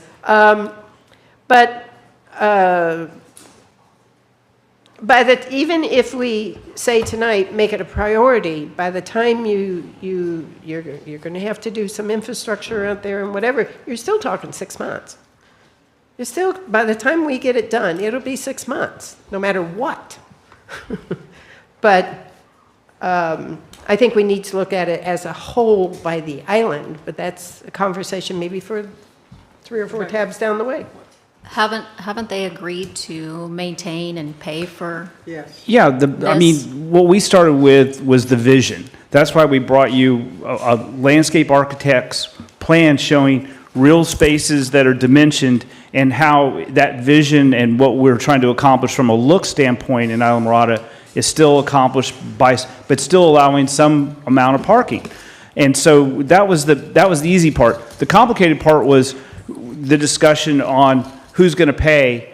At least for anglers, they're committed to entering into an agreement with the village to maintain and to pay for those places that are in front of theirs because they know that's going to serve their group.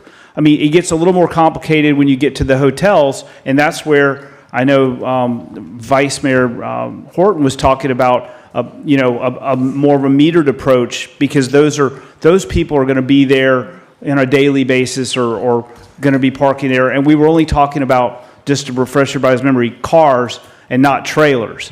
The idea was still we need to funnel those folks off to temporary storage and not trying to take up those parking places because this is really for day guests, people that are there or people that need, for an overnight accommodation and extra space. So that part can be worked out. I think it'll be a little different, a little tailored for hotels differently than a townhome community that's full of residents. But those things can all be worked out. We just need to get the plan on paper and decide what that's going to cost so we can start talking to people like anglers as to what they need to budget to get their part done. How many other places? How many other places on Winley Key might need something similar? Just so we look at the island as a whole. We ran it down to Fisher Inn. We stopped it at Fisher Inn because if you know after Fisher Inn it narrows down and it doesn't make a lot of sense. We've got the affordable housing project that we're still churning on. That's all going to have self-contained parking. And then after that, you get to another resort that has a ton of parking. And then you're kind of into the residential part where it splits off and you've got OV and all that. And that's really not where you need the parking. So we only have 2, maybe 3. Yeah, it's not a big section along there. Right. But you've got the trailer park that has always had struggles with. And that's the part that gets the junkiest looking, no offense, but that's what happens. And so the idea is to kind of nip that in the bud and give them some options. But I don't represent them. I represent anglers. Okay, but Don's wanting to say something. I had a question for you. What, is it trailer parking that's out of control, or is it just Well, intermittent parking? There was one trailer, because I go by there twice a day. Right. Between my store and my Right. house, and there was a trailer there for like 2 days, and then I counted 3 different cars so they're starting to utilize that Parking willy-nilly again. again. Yeah, we're starting to, and again, Would I don't really want to give them tickets and stuff, because we did lead them to believe that we were going to do something to help them. But is this parking from Anglers? It's not in front of Anglers. We've told all of our members, let the village, let village have the time to do it, but. I think it's an education thing that we're not allowing parking there at this time. I called and somebody just went and knocked on a window. They didn't give a ticket. They just let them know that, this is no parking right now. You guys want to say anything? Okay, so where are we then? Where are we? What do we? Well, I mean, we kind of got control in that area, and I hate to see it to get out I of would control. too. That's what I'm afraid is going to happen. We're going to go back to what it was. So maybe when we start talking priorities, Jennifer, maybe we'll put that at the top of your priority list. Is that okay? I think that sounds like what we're hearing up here. Is that agreeable? I like it.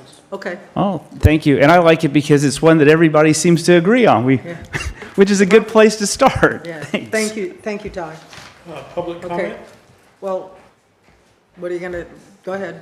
You got 2 minutes. Hurry up. 2 minutes. We discussed this before, and I believe we came up with the idea that it should be no parking all along there. And they can be, everybody says we need hammocks. That could be a hammock from Fisher all the way to the Hog Heaven could be a hammock. Just depends what you plant there. And I see they're planting a lot of little bushes, but the little bushes are not big trees. Big trees give shade and habitat for the animals. And that's what we need, and we need a bunch of no parking signs.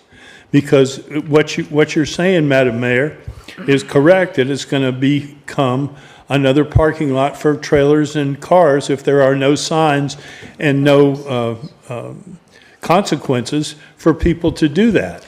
So this road is owned by the village.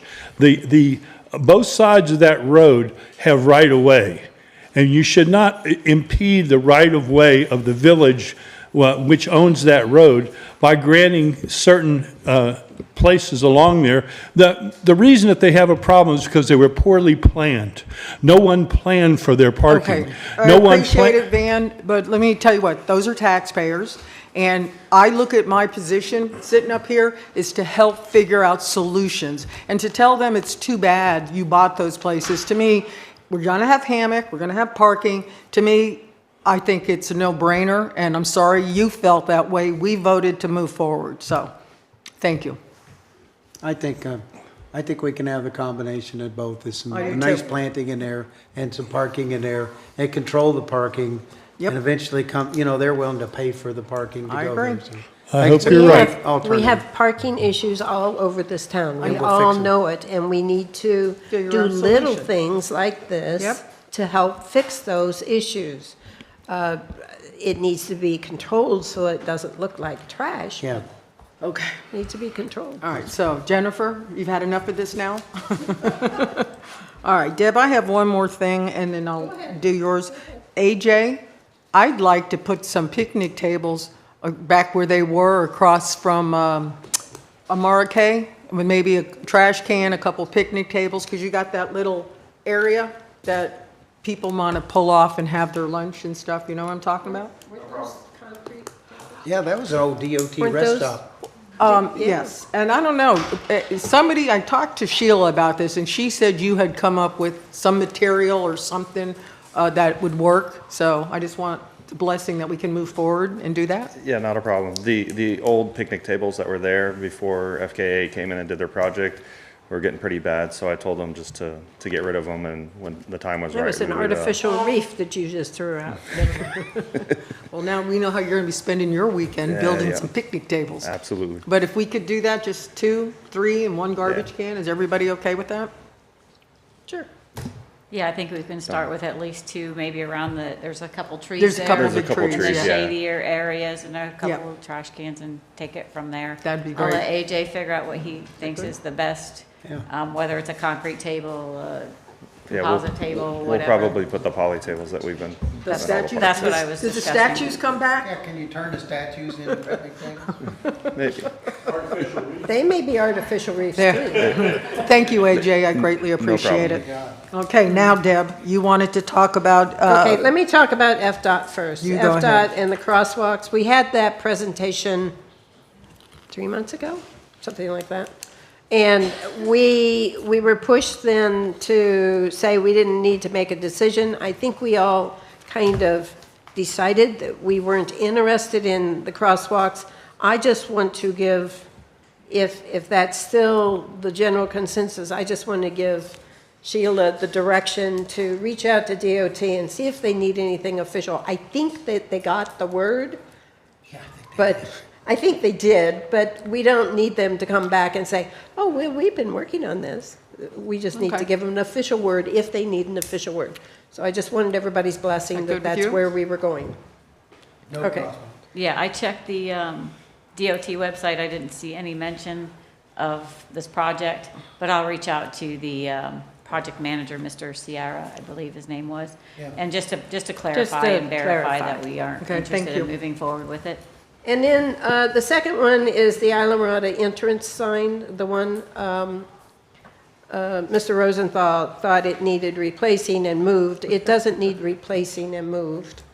It needs to stay where it is, but it might need a little bit of a facelift. I don't think it's ever been facelift since it was put in.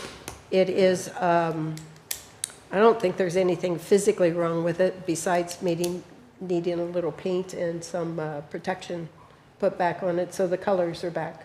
We found the one by Cavalier Creek? Yes, Oh, okay. yes, I don't think there's one on the other end, is there? Is there one on the south end? Leaving Islamorada? We don't have one on the south end, do we? I think it's only on one end. So in this upcoming budget cycle, I will be requesting to replace each of those signs. The one on the south side is gone. It was gone during Irma, and it was never replaced. The one where? The one on the south end by Channel 2. Okay. And the one on the north end, if you go up close to it, you'll see it's been, we've Band-Aided it as much as we can to keep it going. But it's going to be probably. I have need to be access to a replaced. professional painter that thinks that she can fix it for It's little not or the nothing. paint, it's the material itself. Okay, But yeah, we can discuss that, yeah. If you want to put them in contact with me, we can go take a look at it. okay. We might also want to consider with the FKA construction in that area, maybe waiting till they get Yeah, out of that good point. area before we Good point. try to do anything in That's a there. good- that is a And good- get a contractor, even if it's just to paint the sign. Yeah, good It might point. put them in danger with all the going on, so maybe we Maybe hold they'll off. wreck the sign while they're working and we That can could, make them that do could, it. that could happen too, AJ so. saves money on the budget. All right, perfect. Anna? Okay. Anyway, Let's maybe- talk with the aqueduct about that. Yeah, Did you in wanna a say few, something? few months Yeah. when they're through that, then we'll look Perfect. into it Thank you. further. That directional boring messes up all signs anyway. Yeah, it's shaking around. Go ahead. Okay, so real quick, I'm going to switch hats. And as president of the Upper Keys Rotary, to thank the village and especially the staff, Maria and Annie, big time, for all of their help and the use of the park during the gigantic nautical market. That it was very much appreciated. Key Largo Rotary, what do you think? Yes, absolutely. So Wonderful. I just wanted to throw that out real quick. Okay. Great community. All right, Deb, does that take care of you? Yes, as long as somewhere down, I just wanted to freshen it up. I don't think it needed Well, I think we replacing, but should- I haven't investigated it that tight, so. So if I see your car pulled over, you're checking out the wood, I'm right? checking out. Okay. It's not wood. It's, Okay. All right, moving on. Charitable contributions, donations. Have you guys given it any thought? Yeah. yes. Well, I know how you feel. No, you don't. Yes, well, you wanted to do the doctors and things like that. So, am I correct? Well, yeah, sure. If Okay. you want to speak for me, sure. Go Oh, ahead. go ahead. Go ahead. No. Go ahead, Don. You've got the floor. I didn't ask to, but I'll take it. So I've talked to a lot of people about this, a lot of people about this, and because I'm struggling, and then when I looked at the report that staff gave us on this, you know, there's multiple ways of doing this. I think that I talked to somebody at the county once where they thought that they used, they found grant money and they used the sheriff's fine and forfeiture money when it comes in. And they utilized that somehow. I see that Marathon budgets 150 in their fiscal year, but Marathon also, I think they use a lot of their money from their, what they get off their boat ramp for that. I think that's where they funnel that in. And they make a lot of money off their boat ramp. And I hear a lot of complaints about people that have to pay for that boat ramp. It's a lot. And then Key West doesn't have a formal program. I think I said it the last time is I feel like a donation is something that's personal, and that you know, I have particular not-for-profits or health systems that I like to donate to, and I don't think that the government should be taking necessarily people's tax dollars and then deciding how they're going to spend people's tax dollars. I know that it's painful for these not-for-profits, but you know, if you look at I had asked staff to print it out for me, and Lisa was kind enough to, in the past, since 2021, the village has handed out almost $300,000 in taxpayer money. Crazy. And I think that's, I agree. just don't think that's necessary. I agree. So, I don't think we need to have a formal program. That's just me. Okay, Hannah? I agree. I think it's wrong to take taxpayers' money to give out to charity. Nothing against any of the charities, but I think it's completely wrong to do that. Personally, as people in the community and businesses in the community, we get hit up daily for sponsorships, donations, and I think it should be up to the person to whom and if they want to donate to them, and it shouldn't be up to government to decide where their money goes. Steve? Yeah, I mean, I share that concern. I also share the concern of these organizations that badly need some help, and I'm just concerned about cuts that are happening across the board federally and also in the state, and that somebody might really need some help at some point. So to see it totally shut down, I'm not really in favor of that, but, you know, I'll go along with the consensus. Well, I agree with Mr. Dalton.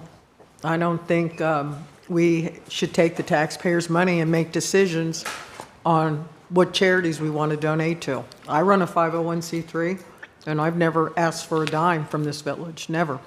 And I know mine's animals, and I know you're concerned about people and stuff, but last year we cut it, and I think I'm the only one from last year up here, and we cut it to only like 60,000.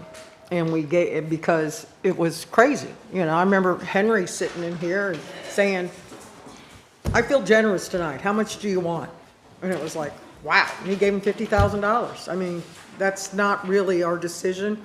I'm torn too because I know the Good Health Clinic and some of these places need help, but we're not their only funding source. I mean, we're not.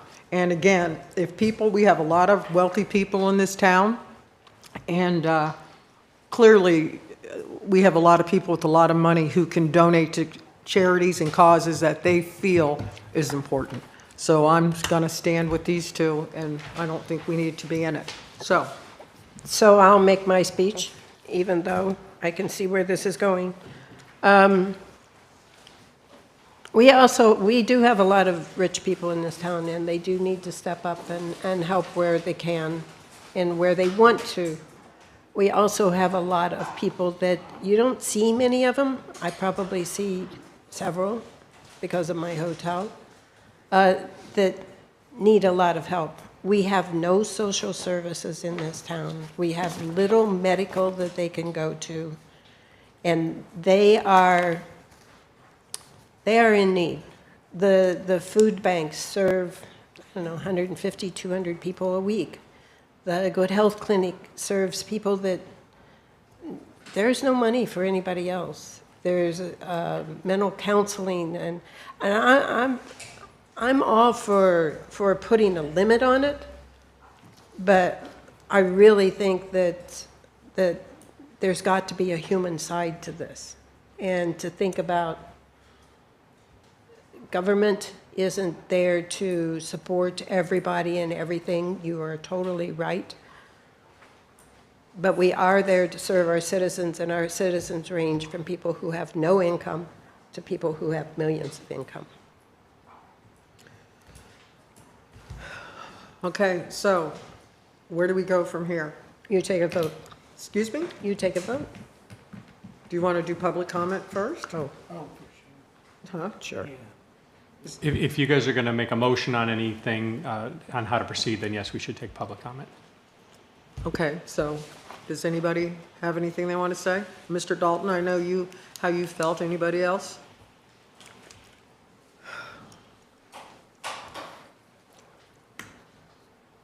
Are you going to talk? I didn't put in a shit on It's this because okay. I didn't realize we were going to have a discussion.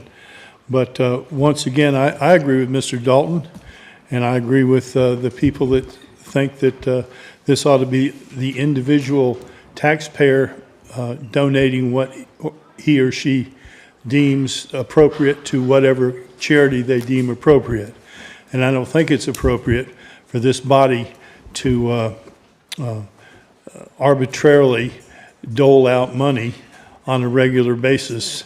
So, I'm falling in with the majority of you, I think, and Mr. Dalton, and I hope a majority of the people in the village. And we recognize that there's humans and animals both need help. And I think that the heart in Islamorada is big enough to take care of both of them. And I don't think we need the village council to interject itself into that process. Thank you. Anybody else want to say anything before we take a vote? Joe? Yes, Joe Wishmeyer, Plantation Key. There's things that we can do. I was always taught, and I grew up with, the harder you work, the more you'll get ahead. These people, these organizations that need the money, if they can do fundraisers, instead of donating money to these charities, maybe you could donate, say, you can use part of the park to help with your fundraiser, or something that doesn't actually cost the taxpayers, even though we may not agree with whatever organization that you happen to be supporting at that time. But I don't have any problem with donating some of the time and some of the land for them to do their events. So I think that would be a very good alternative. Very good. Thank you, Joe. Aye. Aye. Hey, welcome. I Thank didn't you. see you back there. I am back there. I was back there. I'm here right now. Andy Newman, Lower Matacumbe Key. I concur with the two previous speakers. That's all. Thank you. Okay, so council, what do we do now, John? Is a motion for what? So we have a resolution on the charitable giving process. It says it's subject to, final decision subject to council, including whether to fund it. So I guess the question would be, if you want us to bring back a resolution rescinding all of that, we can do that at the next meeting. In the meantime, what you could do is you could make a motion to not fund the charitable giving. That way there's an action taken today, and then we could bring that back. Or if you just want to make the motion and not fund, you would have to deal with this on a yearly basis, which you could do, whichever one you all prefer. Okay, do I have a motion from anyone? I'll make the motion to rescind the previous resolution and zero funding. Yeah, so it would be Exactly what you said. Okay, so it would be a motion to not fund it, and then for staff to bring back a resolution rescinding the prior resolutions. Do I have a second? I'll second. Marnie, would you call the roll, please? Councilmember Anna Richards, Yes. Vice Mayor Don Horton, Yes. Councilmember Steve Friedman, No. Councilmember Deb Gillis, No. and Mayor Sharon Mahoney. Yes. The motion passes 3-2. Okay. All right, I think that covers everything. Moving to village attorney, village communication. John, did you want to say something? Yeah, so the first item was just I wanted to get liaison for the Ted Yates litigation from amongst the council members so that we can schedule if we need to schedule a mediation and whatnot, we have somebody who can attend on behalf of the council. Is it my understanding that, Steve, you can? They apparently don't like to have these meetings at night or on weekends. I know, yeah, I understand. I work too. So I apologize for the inconvenience. I was willing to take part, it's just not working with my schedule in the spring. Yeah, no, I mean, and we understand. I didn't mention because I didn't want to put you on the spot, but yeah, we understand. And so, with moving forward.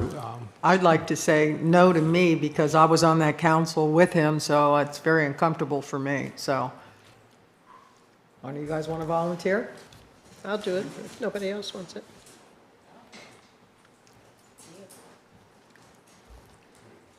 Which one? One of those. I'll do it. Okay. Is that okay with you? Works for me. Okay. All right, so Thank we'll, you very much. I'll let the Insurance Defense Council know to contact you, Councilwoman Gillis. Thanks. Okay. Sheila? Thanks, I Deb. Yeah. Sheila, I believe you're up. Yeah, so at last council meeting, we had a brief discussion on the holiday lights. I've reached out to the current contractor whose 3-year contract is up. They provided us with a couple of options that I provided to you. Those were provided late, end of last week. An option is $61,000 and one's $81,000. Just looking for a little more direction how much you want to spend. It appears that this is one of the few companies that does this type of thing. So I don't know if an RFP will be very fruitful if we send an RFP out. Well, back in 2021, I found some documents where they had expanded the areas outside of Founders Park to like the welcome sign, North Plantation Key light intersection, and so forth. So if you want to provide me a little better idea of what you're planning budget-wise, I can go back and get with them and maybe get a different plan. Well, let me start by saying, Henry Rosenthal, I love you and I adore you, but I don't think we should spend $110,000 on Christmas lights that are just really here. What they do at South Winds is just, I don't even know what that was this year. That was part of the program. Yeah, I know, but I'm just saying it wasn't anything great. And so I think we need to cut down on holiday lights. How does everybody else feel? So, I agree we need to cut down, but I do not want it to go away. During my one-on-ones, I don't want all of this. I was just making a list of possibilities of things that we take maybe we make, because it's the center of town, because it's always open to everybody, maybe we make the monument the center of town and make that spectacular for Christmas. That's good. That's an idea. I had a lot of people who said That they it's like- just the village. What about the rest of us in Alamorada? Yeah, So I know. the monument would be. The monument's kind of the center of this town. And you gotta have the so- ornament, because everybody Yeah. takes pictures with the ornament. Yeah, that ornament. Right. Ditch the nautical stuff out here. That needs to go. If we did something here in the park, on the pool building, I don't know how much it saves. I tried to look at it, but I didn't break it down. We had 7 or 8 reeves on this building. We don't need 7 or 8 of these, maybe 1 or 2 on the door or something, We can cut way back. We can, let's see. Wanna slice Let's it go in down half? through this. The pool building's almost $8,000. The pool building, yeah, see, we don't need $8,000 worth of lights on The this trees building. coming in, everybody loves the trees coming in. The trees? What do coming we in. get for half of what we spent? Let's just say 60,000. So the $61,000 eliminated all of the reef-related decorations and. The water reef stuff? Yeah, you mean? all of that. nautical. So it's just basically your traditional lightings, the trees, these buildings, the monument, and this little lighthouse one coming Who in. does Village Hall over there? Public Works does Village Hall. You like doing that? How much does that cost? I asked about that, and he said it took, Slicing and dicing. he said it took a couple days for his staff to do that. I don't really think that's necessary to wrap that building. That's a big building to wrap.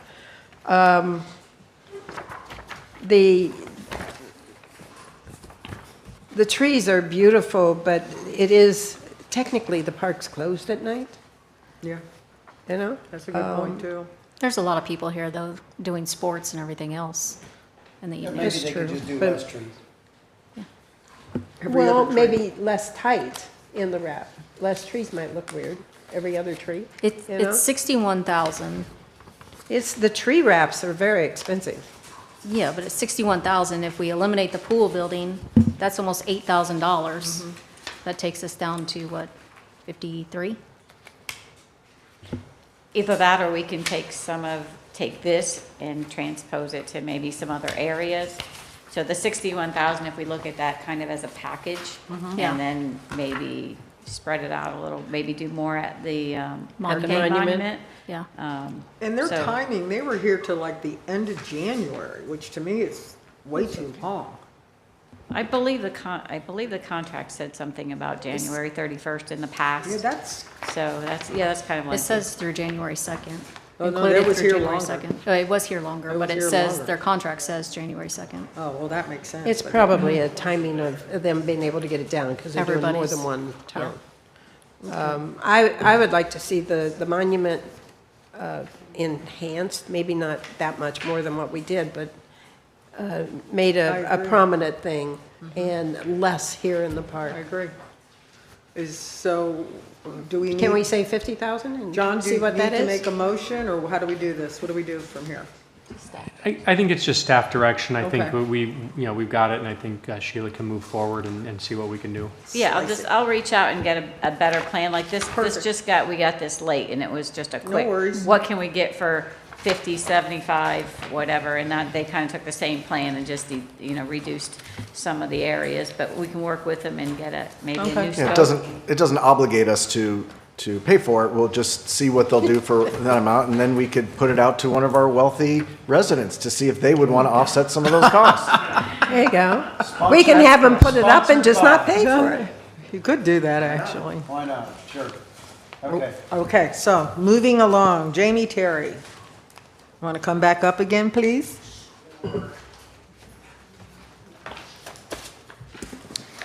Okay, so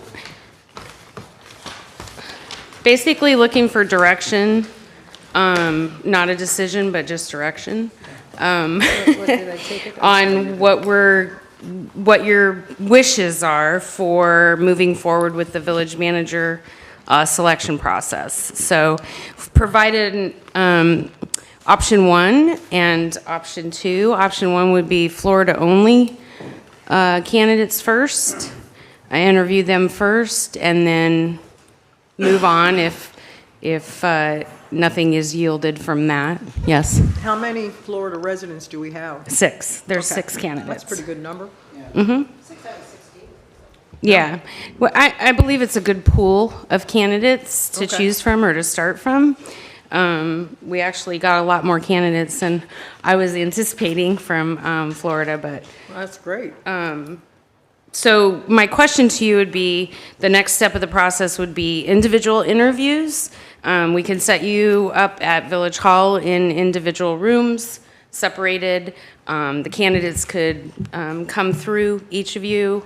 You interview them with a set of questions that hopefully I sent them to you before, so it would just be if you like the set of questions or if you wanted to ask different questions. But basically, I'm looking for the process so that I could set up a day or 2 days that we would do these interviews. I like how we did that last time, down, Mm-hmm. I think it was in the police firefighters area. Yeah, correct? we would have you between, I'm anticipating like between the first floor and the third floor. We have conference rooms on the first floor and offices that you can have one-on-one interview with the candidates.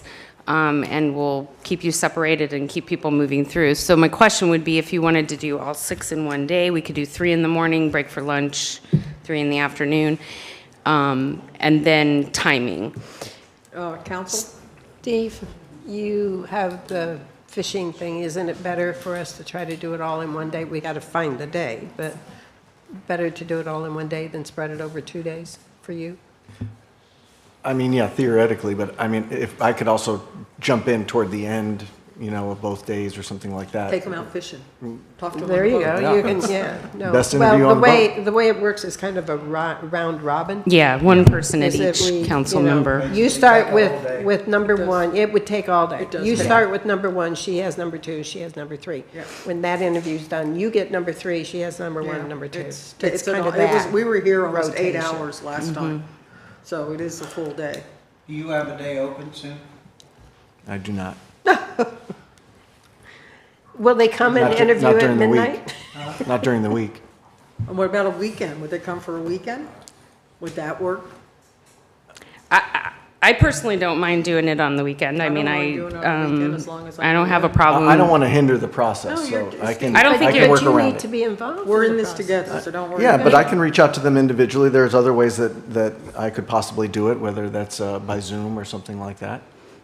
Well, do you want to look at Can a that work? Saturday or a Sunday and see what's best for the 6 to come down first?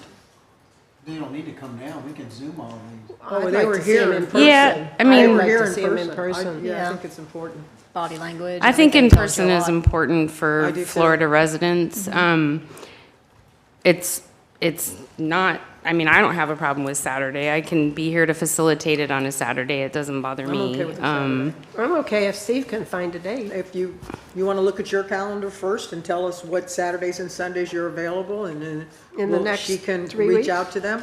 Look, I'll clear whatever day I have to, I can move everybody away, so. I think I can We have- pretty let's much do clear that. mine. It's done. We do. I can't give you that date right now, but I can work Oh, on no, I it. didn't think you could, but And, yeah, go ahead. yeah, Let's and do it just around his for schedule. That's fine. process-wise, our hope would be if we could do this before the April 8th meeting, and then we could do when you narrow it down to the top 3 or 4 is our recommendation, whatever you suggest. So that's, you're talking April 8th, like in 2 weeks? Yeah, 3, Oh, almost no, 3. that's like Three, three whatever. weeks, yeah. Yeah. So I think I'm hearing it right, is like in the next week or two, Mm-hmm. we'd have this round robin, we'd narrow that 6 to So he needs to check 3. his schedule. Right. Yep.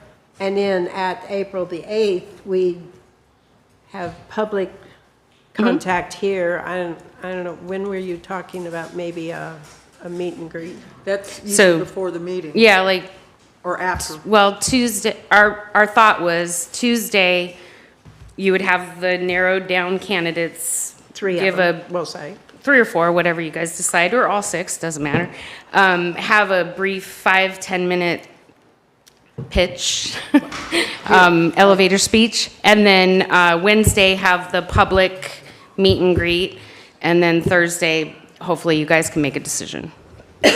That's what we did last time, and that was out That by the works pool. pretty well. Yes. Yeah. Have we decided that we're just going to visit with the Florida candidates? Well, there's or- 16 of them, so that we can't do all 16 of them at We once. can, what would you? No, I think that we can do whatever we all agree to do. I'm just thinking that maybe we could just pick out the 6 candidates that we like the best, compare and see if there's overlap in some of those.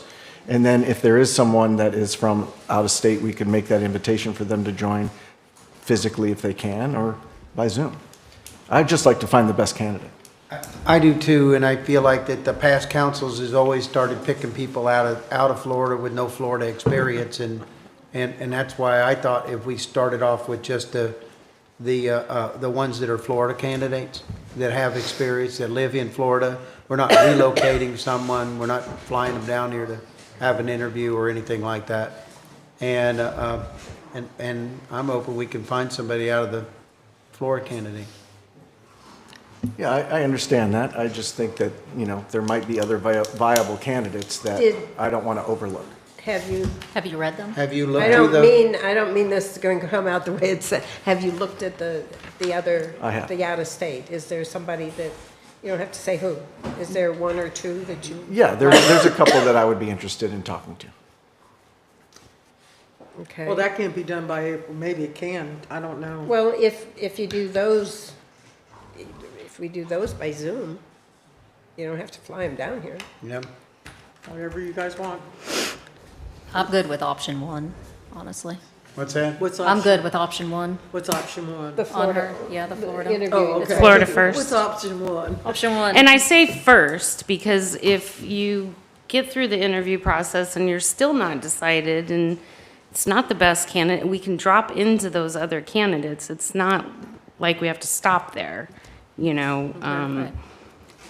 I'm confident that you'll find somebody in those 6 that are at least local and know what they're getting into. Yeah. So the direction would be for Steve to tell us your availability within the next 3 weeks, right? And then you getting them here. Yeah, as soon as you guys give me the go-ahead that the 6, I can start backgrounds on those 6, and I can get the interview date, and we can start rolling from there. Okay. So Go ahead. then I'm gonna throw it out there because I was hoping that we could do this week or next week. I cannot do it the 3rd or the 4th of April. You're fired. So I was Well, hoping we could do. that's right on top of the council meeting anyway, so it probably wouldn't That's be fine. that late. Okay, It's the you wanna- 3rd and the 4th.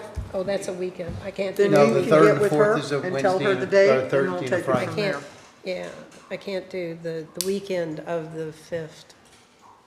There seems to be an event Well, yeah, going I on. couldn't do the 5th either, but What's the 5th? my great-granddaughter is gonna turn 6 and we're taking her to Disney. Oh, so. good for you. The And I'm 3rd, working 3rd, Island, 4th, and I'm 5th. working Island Fest. That's right. I knew That's a something way was better happening. I'm a excuse than judge, mine. so yeah. What's that? That's a way better excuse than mine. Yeah, I know, right? Yeah, you're just I'll making move money. my work out of the way. My granddaughter stays where she's All at right, on the so calendar. then the direction, Jamie, is that Steve will give you a call, and you will reach out to the 6 people from Florida, and we'll start with them, and then we'll figure out another date if we want to pull down people from outside of Florida. Is that agreeable? Everybody okay with that? Let's get her done. Okay, thank you, Jamie. Thank you. Hang Thanks, on, Jamie. wait, I have one question, before you. say Don't that. leave. So now that, once we decide how we're going, or when we're going to do the interviews, are you guys comfortable with the scoring matrix that Jamie had put together? So when you do your interviews, how you can score them, so that this way we can maybe come up with a numerical number of, this person got the top number, so we're gonna keep 1, 2, 3, 4, 5, 6? Or is that scoring method okay with you guys? To tell you the truth, I didn't use your sheet last time, which probably now in hindsight I should have, but. I didn't do it last time, so it's Oh, okay. I was wondering, I'm thinking, what sheet? I didn't see that. But, I mean, if you want to do that after we come out of the room, I guess we can do a piece of paper and hand it to you and. Well, Yeah, I would recommend that if you use the scoring sheet, you turn that in to me at the end of the day. I can tabulate all the scores and then come back to you and say, your top 4 candidates are this, without the scores, because then we'll make the score sheets available at the council meetings, so A little they're bigger, in though. the sunshine. So when you say your score sheet. I can make it bigger. Yeah, a little bigger if you don't mind. Well, if we're only gonna do the 6, Yeah. it will expand on that I'm like- page, so. Okay. I might also want to ask, is on here, there's already 3 score columns. Yes. Do we want to include those scores or just score them on the other, what is that, 5 categories? 1, 2, 3, 4, 5 categories. You can do it either way. The pre-screening was done on those first 3 categories, which are the minimum requirements for the job. But the other 5 are based on the behavior-based interview questions that you guys would be asking. And the So we could do the pre-screening- score either way. The pre-screening would, there's a couple of those candidates that would lose 5 points automatically through the pre-screening. So that's, do you want to score them just on the 5, or do you want the whole thing? I don't understand what you're saying. Well, the 6 would be, So the 6 include these 2? Oh, I see what you're saying, yeah. Well, yeah, I get it. You get Yeah, it? yeah. I think you can score them just on the interview the questions. Take your other Leave- five. Interview Leave the questions. pre-screening I would- numbers off. The pre-screening numbers were to get them to this point. Right. So they got that total, that number that we needed to be qualified. And then you'll just do it on the interview questions. Yeah, take your other five and then go from Yeah, there. and we'll see that matrix too, so we can kind of see what might have been omitted and maybe why, so the scoring's not totally skewed. Like Sure. if I want to leave something blank. See, I or- don't want it skewed by. Right. The pre-screen. The pre-screen can be separate. Which there's not, of the 6 in Florida, if we stick with this, there's not a lot, but there is some. Yeah. There is some. Yeah. so. Well, every point would count, so I if see. somebody Yeah, lost exactly. one for We a point or talked two, about you that. never know. There's a guy on there from last time. Yeah, Yeah. well, Yeah, he's not a Florida guy, so. yeah, but he's Just- not a Florida guy, so he okay. lost. Okay, are we Just good? one Oh, go item, ahead. just a reminder, when using the sheets, make sure to put your names on them, because these are public records, and you cannot have secret ballots. So we can do it by written for a scoring sheet, but you have to have your name attached All to right, it. and you'll So- provide the sheets for us? Yeah, I would provide Okay. the sheets. I would take off the pre-screening numbers Yep. and just have the Okay. numbers for the questions. And that way you can just write down your score after each interview, and then when we're all done, you hand them to me and I'll tabulate everything. Okay. Then you'll give us what, like the top 3? And Yeah, then we if you can guys want the discuss- top yeah. 3, the top 4, Okay. if it's really close, Okay. I mean, 'Cause that's not going to determine who gets the job. no, because then we would do the, Okay. public, And as long as we use consistent questions and Yes. don't ask I can't use that, I can't ask those questions. I Yeah. know that stuff. yeah. Yeah. But we don't have to use the ones you provided, except thank you for providing questions. Yeah, and Sample. if you do, I would just, if you make your own question, just make sure that it's asked every single time exactly the same way, which is why these behavior-based questions are important and they're structured the way they are. They've been vetted for comprehension. So when you make up questions, you just need to make sure that they're vetted for comprehension. Would you want those beforehand? Yes, There's- yes. Yeah. Oh. Okay. Can you put out the list of, you can't ask questions like, I don't think we need to if we use your questions, but. Well, you can have warm-up questions where you're just, I tell me know, a little but bit about even some of yourself. those you're not allowed to ask. Well, you're gonna Yeah. have some written down, right? Yeah. Maybe you can run them past her to HR to make sure that they're not something. I know, Yeah, I I- know that list. was I have, trying to be I helpful. do have a list of don't ask. Yeah, For those we that- can get. I can those get- that I can haven't give been that to through you. that process. Right. Yeah, I can give those to you so you can look down before you start asking. Okay, we good? We All right, good. okay. Thank you. thanks. Okay, John, quick. This is, we've got tab 7, so there's going to be an update on the takings law. My partner Alicia Gonzalez is on actually via Zoom. She's going to be presenting and she's got a slideshow. So Frank, if you can bring that up, that would be great. Awesome. She came down, or she presented a number of months ago, I guess, on this issue, but there's been some change in the law. There was a recent decision out of Marathon. So it's an important enough issue that we wanted to make sure. I mean, I know I've spoken with you all individually to advise you a little bit on it, but we felt it important enough to have the presentation to make sure you're all aware of it from someone like Alicia, who this is what she does. She's an expert in this area, and also so the public can hear, about this new case and about some of the new developments. So I will turn it over to Alicia, who can lead us through that. Good evening, Village Council. I hope you all can see me. John already gave me an introduction, so I won't belabor the point, but I've been practicing in the area of eminent domain and takings claims law for over 15 years now. So this is definitely my area of the law. So I presented before in August of 2024, and at that time we did an overview of the main claims that come up when property is impacted by regulation. And so we covered inverse condemnation / regulatory takings, Burt Harris Act claims, substantive due process, procedural due process, and equal protection. Today, we are not going to cover all of that. We are just going to focus on the changes to regulatory takings law that has happened as a result of the case Shands v. City of Marathon, which was recently decided by the Florida 3rd DCA, which is an appellate court in Florida that hears cases that come out of Monroe County. And so the decision was rendered on February 5th, 2025. It's still not technically final because all the motions that could be filed after you get a final district court opinion have not, the time for those motions has not passed. But for our purposes, I think it's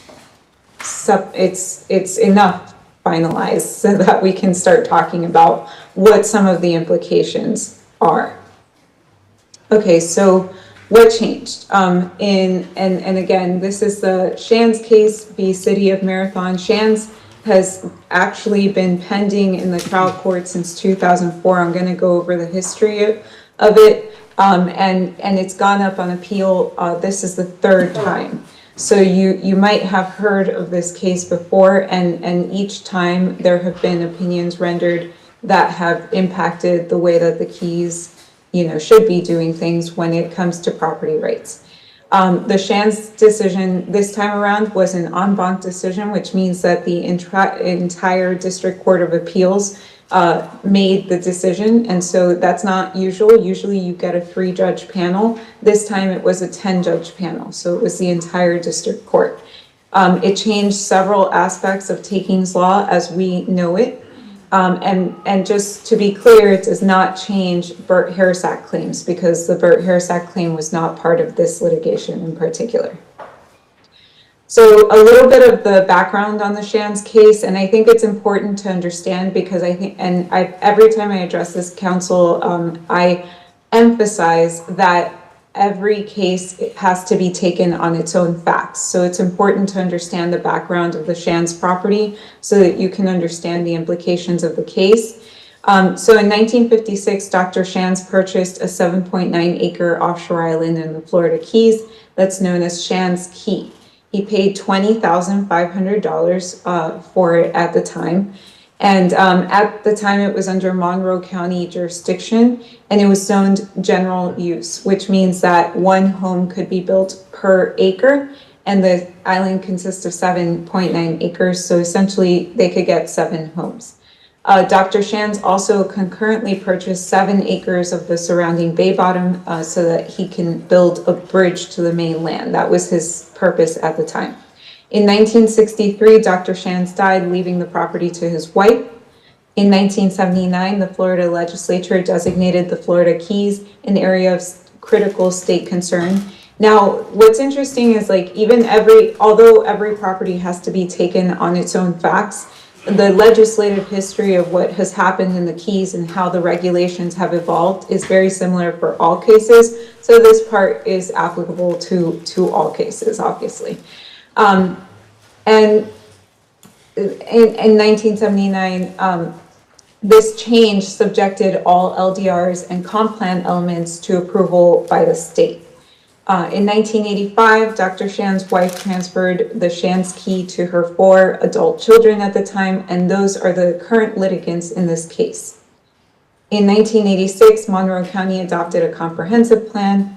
The comprehensive plan downzoned Shands Key to an offshore island, which limits development to 1 dwelling unit per every 10 acres.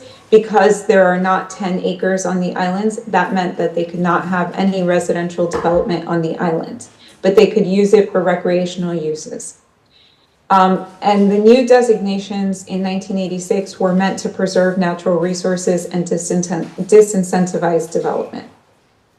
In 1993, Monroe County adopted the ROGO system, which we are probably all familiar with, but just for posterity, it's a competitive permit allocation system for residential development. The ROGO system was designed to guide development away from environmentally sensitive areas, which we'll learn later on in the timeline that Shands Key happens to be an environmentally sensitive area. ROGO also ensures residents' safety during hurricane evacuation and preserves natural resources. So as we all know, hurricane evacuation is a big issue in the Keys, and that's partially why residential development has been so restricted, especially in recent years. And this has been in place since at least 1993. So in 1999, the City of Marathon incorporates and adopts Monroe County Comp Plan and LDRs. So essentially nothing changed when Monroe County incorporated. They just adopted whatever Monroe County had in place, which was already sufficiently restrictive for whatever purposes the city had. And then Shands Key remains designated an offshore island, as I mentioned, and areas not connected to US 1 are not meant to, areas not connected to US 1 are meant to remain protected areas under the comprehensive plan that Monroe County adopted at this time. So from 2004 to 2007, this is the next major milestone. This is when the Shands children apply for a dock permit on Shands Key. The permit is denied because a dock would interfere with high quality hammock with mangrove fringe that surrounds the island, and that is suitable habitat for the state listed threatened white-crowned pigeon.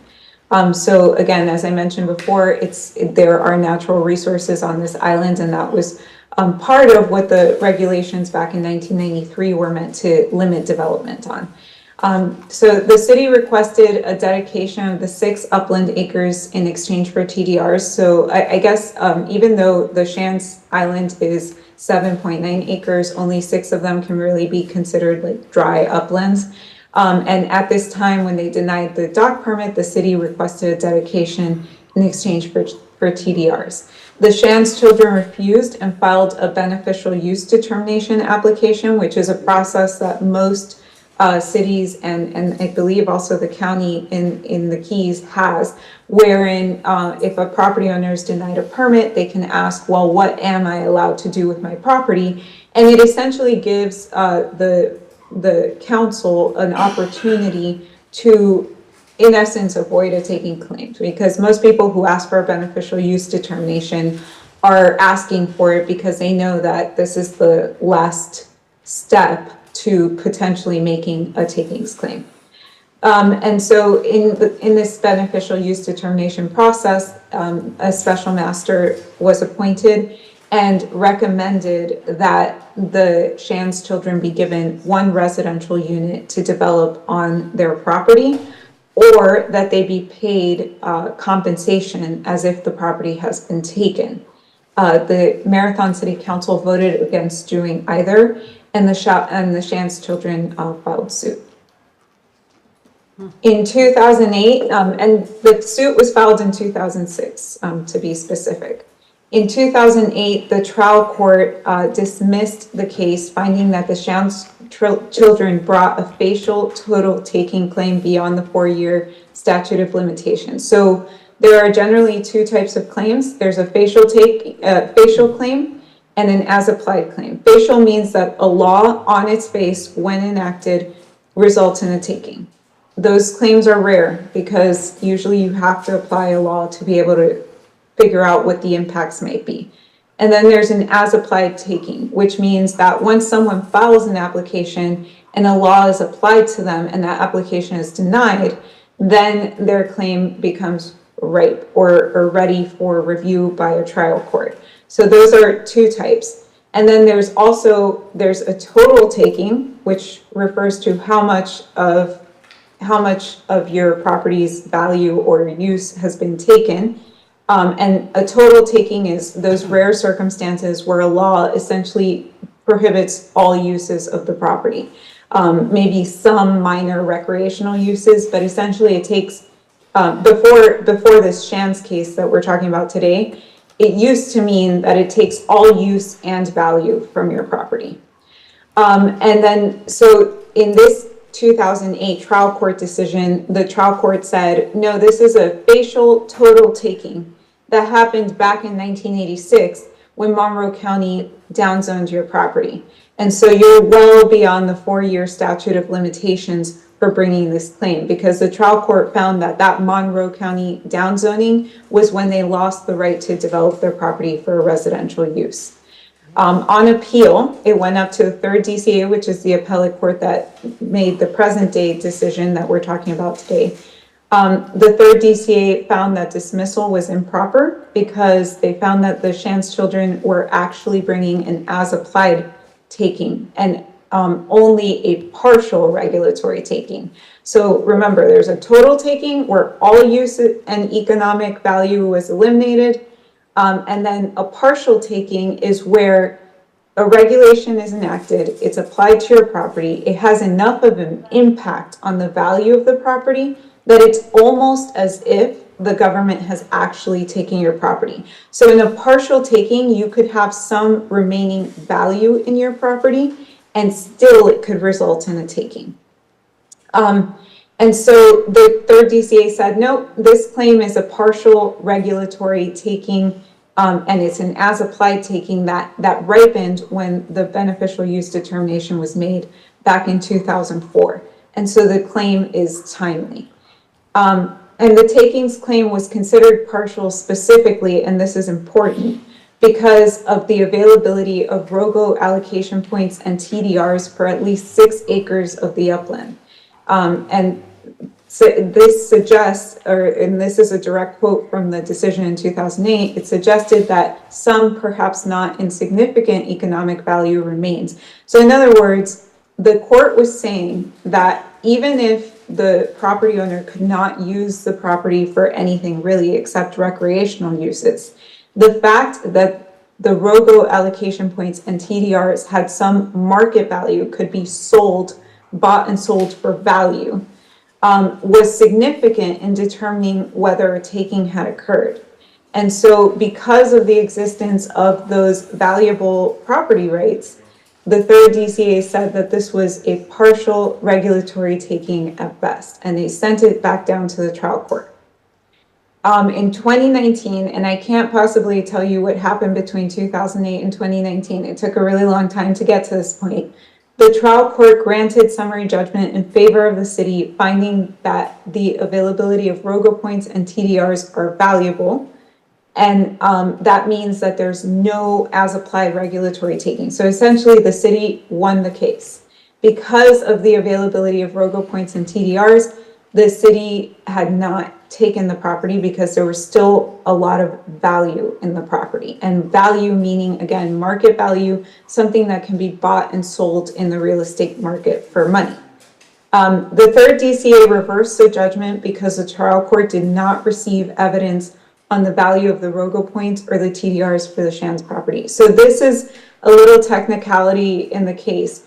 At the time that this decision was made in the trial court, there was a very similar case called the Byers case, which was decided on this very issue. And the very thing that I said, if the ROGO and the TDRs still have value and they're connected to the property, then that can prevent a taking.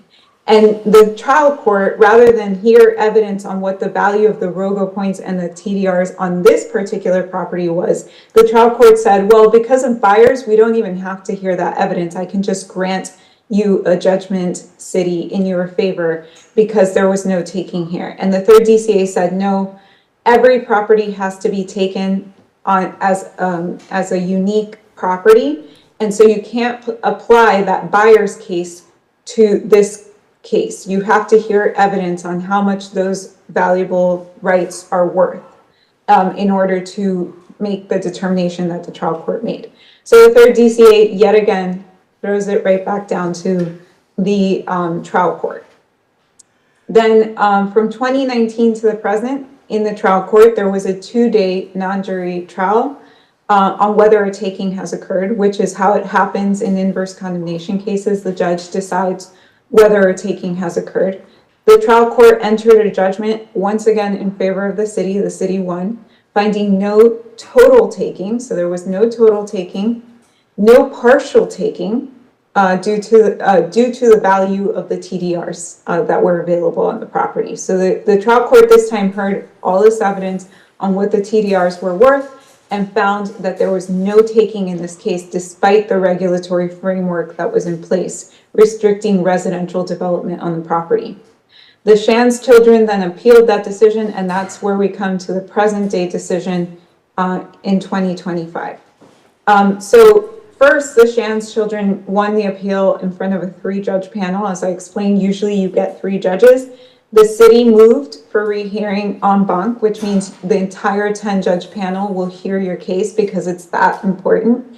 On rehearing, they accepted rehearing, and the en banc panel found that a total as applied regulatory taking had occurred and remanded for a trial and damages. So after all this time, there had been years and years of the trial courts saying that there was no taking of the 3rd DCA, essentially saying that because of the ROGO and the TDR that were available, that there was potentially no taking.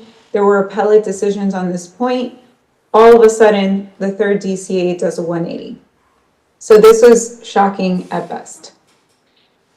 So what specifically changed? What are the impacts of that change? So and I'm calling it Shands 3 because as I mentioned, it's gone up on appeal 3 times. So pre-Shands 3, total as applied taking is not a recognized cause of action. So it hadn't been explicitly rejected, but every case that came before that, at least in the 3rd DCA, has never spoken of a total as applied taking. Generally speaking, total takings are facial. Upon enactment of the law, all value is wiped from the property, and that's where you know that you have a total as applied taking. And in Shands 3, the appellate court ends up essentially reversing its own precedents and saying, nope, now we recognize total as applied takings, which was not anything. And just so that you all understand, in Florida, the Florida law and federal law on takings essentially follow each other. So Florida law was indistinguishable from federal law for a very long time. Now, federal law, as far as the U.S. Supreme Court, which is the final court of appeal in the federal jurisdiction, they have not decided ever that there is such a thing as a total as applied taking. So this is also a place where now Florida is divergent from federal law, and in my view, because there is no U.S. Supreme Court case recognizing this. And this is something that has been discussed in lower court cases, but there's nothing that we would consider binding precedent that has recognized this type of taking. So Florida has essentially been the first to recognize that. And this is particularly significant because when you have a total taking, the impact is so great that you don't look at any other factors to determine if a taking has occurred. It's essentially like you've wiped this property of value. It's as if the government came in and bought your property. When you have a partial regulatory taking, it's called partial because there's still remaining value, as I mentioned before. And in order to determine if a partial regulatory taking has occurred, the court does a 3-part balancing test, which in part takes into consideration what the reasonable investment-backed expectations of the property owner are. And so that would essentially prevent a property owner like Dr. Shands, who bought the property with all these hopes and dreams, but really never put any money into realizing those hopes and dreams, and certainly not in a timely fashion. If essentially under a partial takings test, that would be a big factor in saying that no taking has occurred. But in a total takings test, you don't even consider investment-backed expectations. So this is a really big deal, especially because, when you have these property owners sitting on their rights for so long and the regulatory framework is changing, the idea that you can revive a claim that has essentially been dead since 1986 is pretty astounding. I don't think that the appellate court fully understands the implications of this, because we also have to understand that with judges, they're not practicing this day to day. They're not seeing this day to day. It'll be interesting to see what ultimately happens with this case, because even though the 3rd DCA made this decision, we still have the Florida Supreme Court and I don't know what the city is going to do with this, but there still are avenues of review, the Florida Supreme Court and the U.S. Supreme Court. So I'd be interested to see how this all pans out. So the second big change is that, again, TDRs and ROGO points, if proved valuable, used to be able to prevent a total taking. And now, post-Shands 3, the court said unequivocally that TDRs and ROGO points cannot be considered in avoiding a taking. So on the liability portion, they can only be considered when you're asking how much does the property owner have to be paid for their property. And there was a concurring opinion in the case that went as far as saying, even though we're saying that TDRs can be considered to see how much the property owner should be paid, that will be at the property owner's option. So that's why I put, and maybe not, we might not be able to even consider this when it comes to the damage phase of a trial. So then the third big point, pre-Shands remaining market value. So something you can buy and sell in the real estate market for value was considered in determining whether a total taking had occurred. And that makes sense because again, a total taking is supposed to be an extreme situation that is the equivalent of the government going in and kicking you off your property. So if there is still market value, you can buy and sell that property, or you can buy and sell your property rights for value. Usually that would avoid a total taking. Now the third DCA has said that the only thing you consider in a total taking is whether there's any remaining economic use. And that is the only thing that determines whether a total taking has occurred. So it essentially, before this case, and this I can say with certainty, because I don't know that any other binding precedent exists. Before this case, economic use and market value used to be somewhat interchangeable. And now you can have a property that is still significantly valuable and still claim a taking against the government, which, I can't tell you, like, this is, to me, it was shocking. And this is, and actually in the Shands case, this is somewhat important. The trial court took evidence on the remaining value in the property, and there was evidence that there was still significant market value to the property for recreational uses, and there was significant value in the TDRs that were available to the property. And so even having that evidentiary or that evidence in the record, the appellate court still found that a total taking has occurred in the Shands case. I've been shocked since this case was decided, so if I seem shocked, I don't think it's ever going to go away. So what does this mean for the Florida Keys? The good news is that at least it was somewhat of a narrow decision in that it only changes the law on total takings. And at least the U.S. Supreme Court precedents that we have on this topic says that these cases should be few and far between. The problem for the Keys, as I see it, is that it's a very specific area that has a lot of environmentally sensitive properties that might have a disproportionate number of properties that fall under this total takings law category. Now, I don't want to speak out of turn because I've not done a survey of the properties, but this is just the sense that I get from, having been exposed to a lot of the cases in the Keys.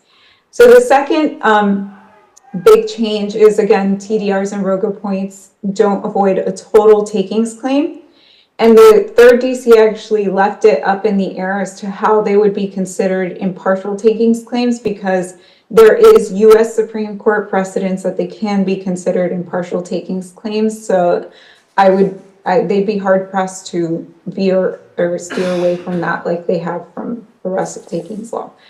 And then now the state of the law is a little bit unclear because, as I mentioned before, we don't know how damages will be treated. And we don't even know really what the date of taking will be. Because if we're honest about the facts, the property was deprived of any opportunity to develop in 1986.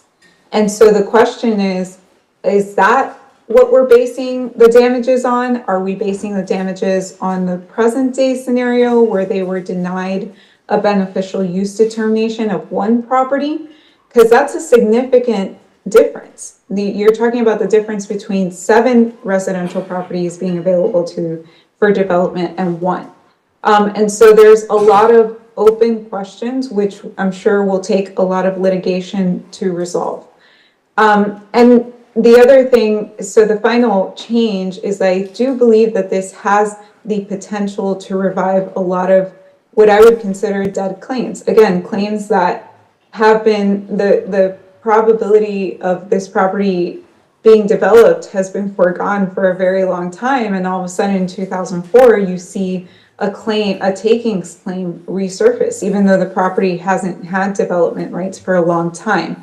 Now I'll put a little asterisk on this one, which is in the Shands case, the city of Marathon was operating under a certain understanding, right? They had Florida 3rd DCA precedent essentially saying that this wasn't going to result in a taking. So it might be that they didn't make certain arguments about this particular claim being past the statute of limitations period because they thought they were dealing with a partial regulatory taking under Penn Central.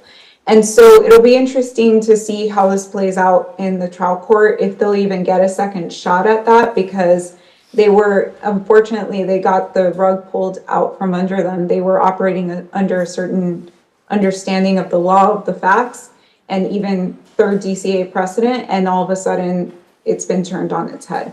So, I say may revive dead claims because thankfully there, I think, are still arguments out there to be made, and maybe understanding the framework that we're operating under, there could be some chance at these dead claims not surviving. Okay, so I'm not going to go through these. I put some emergency slides in case no one understood the lingo and had a lot of questions, but we don't have to go into them. So I don't know if anyone has questions, but if not, I'll conclude. Anybody have a question? Deb, Don, Anna, Steve? Thank you for a good presentation again. I heard your first one on takings, and it was the best I'd heard, and this explains a lot of this again. It's just so complicated, we'll ask you again, I'm sure. Yeah, you obviously live and breathe it. Thank you for that presentation. It's a lot different than your first presentation, that's for sure. John, anything? No, nothing. Okay. Just wanted to thank Alicia if she's Thank still you. up there and can hear us. So thank you for attending, Alicia. I appreciate it. Okay. All right, Jennifer, I believe you're up. So, yeah, I'm happy to go now, but I'm also willing to wait until we go to the after action report. If you want to get through the consent agenda and the other agenda items next to move it along, I'm happy to do that as well. That's good. Okay, let's do that. Okay, John, consent agenda. Yep, today on the consent agenda, there are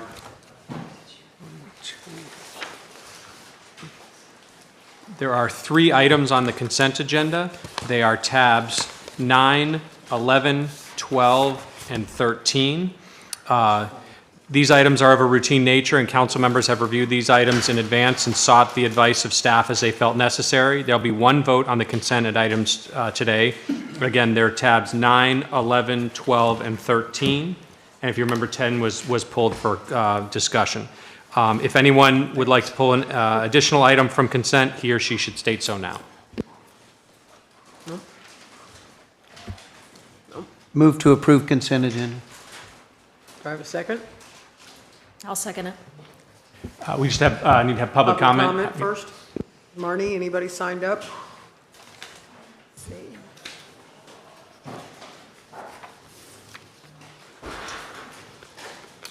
No, ma'am. Okay. We have a first and a second. Marnie, would you call the roll, please?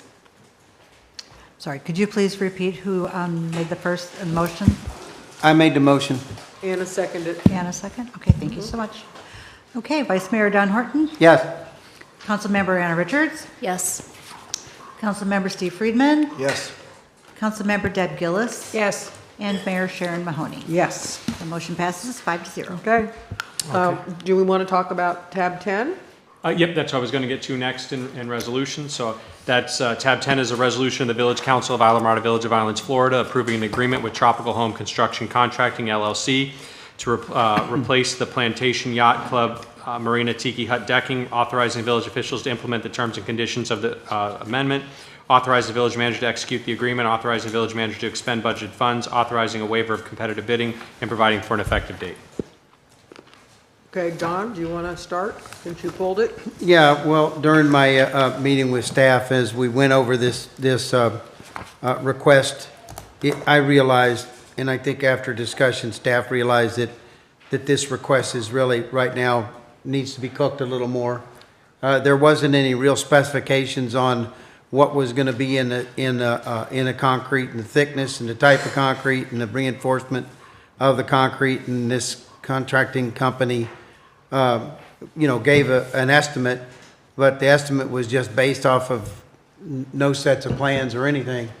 And so, I just felt like that this was ripe for a change order, and we were going to be approving something that really wasn't going to be. I mean, they could have given us a price for having 6x6 1010 road mesh, and we get an engineering set of plans that calls for number 5s, 12 inches on center, different concrete and all of that. So I just don't think this one's ready yet. I don't know necessarily if we need a motion to just get rid of it or bring it back, or just deny this request and bring a different request. I'll leave that up to you, John. Yeah, I mean, you could do it either way. I mean, if you move to continue it, it would be the same, you would just be reconsidering the same request. Well, then if you're looking for a different one, it would be a motion to deny. Then I would just make a motion to deny this request. Do I have a second? Can I say something real quick? I didn't know if you guys wanted to let Lisa from the marina speak and maybe answer any questions you might have about it. Maybe she could shed a little more light on it versus what I could, so. Is she here? She is She's right there. Yeah, she's here. Lisa, you want to talk She's here about for the this? Do you know what kind of concrete's going to be in that slab? I don't. Do you know what kind of steel's going to be in the slab? No. Okay, well, then I think we need to just Well, we deny got those this questions. request, and Yeah, and we can move on. It's a wooden floor, and all they were doing was taking up the wooden floor and putting down a concrete slab. So. With no reinforcement or anything? Well, yeah, I mean, he's a contractor. He's gonna do So it I would right, say, at this point, that maybe if that wood deck is unsafe, that perhaps Sheila can talk to AJ about just removing that unsafe wood and throwing some P-rock down until we get the right drawings to where we don't approve a cost of something and it end up being a change order and we having to come back. Because there is no specifications. I don't know if they're pouring 2,000-pound concrete or 4,000. I don't know if they're putting waterproofing agent. I don't know if it's in a V-zone and it needs a V-zone certification. And I don't know what kind of reinforcement they're putting in there. So I don't want to improve those things. And that's something that the building official is going to have to approve in order to get a permit. So if the wood deck is unsafe, I would just recommend that Sheila have her staff remove the wood deck, and we get a set of drawings that can be approved, and we know exactly what this is going to cost. Okay. Thank you. Okay. Thanks for trying. So Sheila, you understand, that makes sense? You remove the wood and put down P-rock? Yeah, that's what we'll do. We can do that for right now. Dan, we know about this. There's there is a motion on the table that needs a second if we're going to move forward with it. Do I have a second? Sure, I'll second it. Okay, Marnie, would you please call the roll? More specific. Public comment Oh. first, if there is any. Is there any? No, but I have well, I don't know whether there is or not, but I do have a question. I don't know how long of a process that is. Is the deck, do we have to put P-rock down at this time, or is it, I think it needs to be looked at by you guys before we say rip it out and fill it with P-rock, because that's an expense too.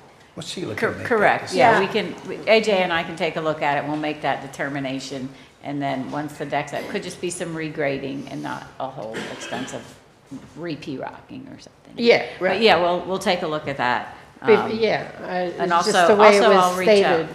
I'll also reach out to the contractor, and possibly get working on some engineer drawings so we can get it moving quicker. Okay.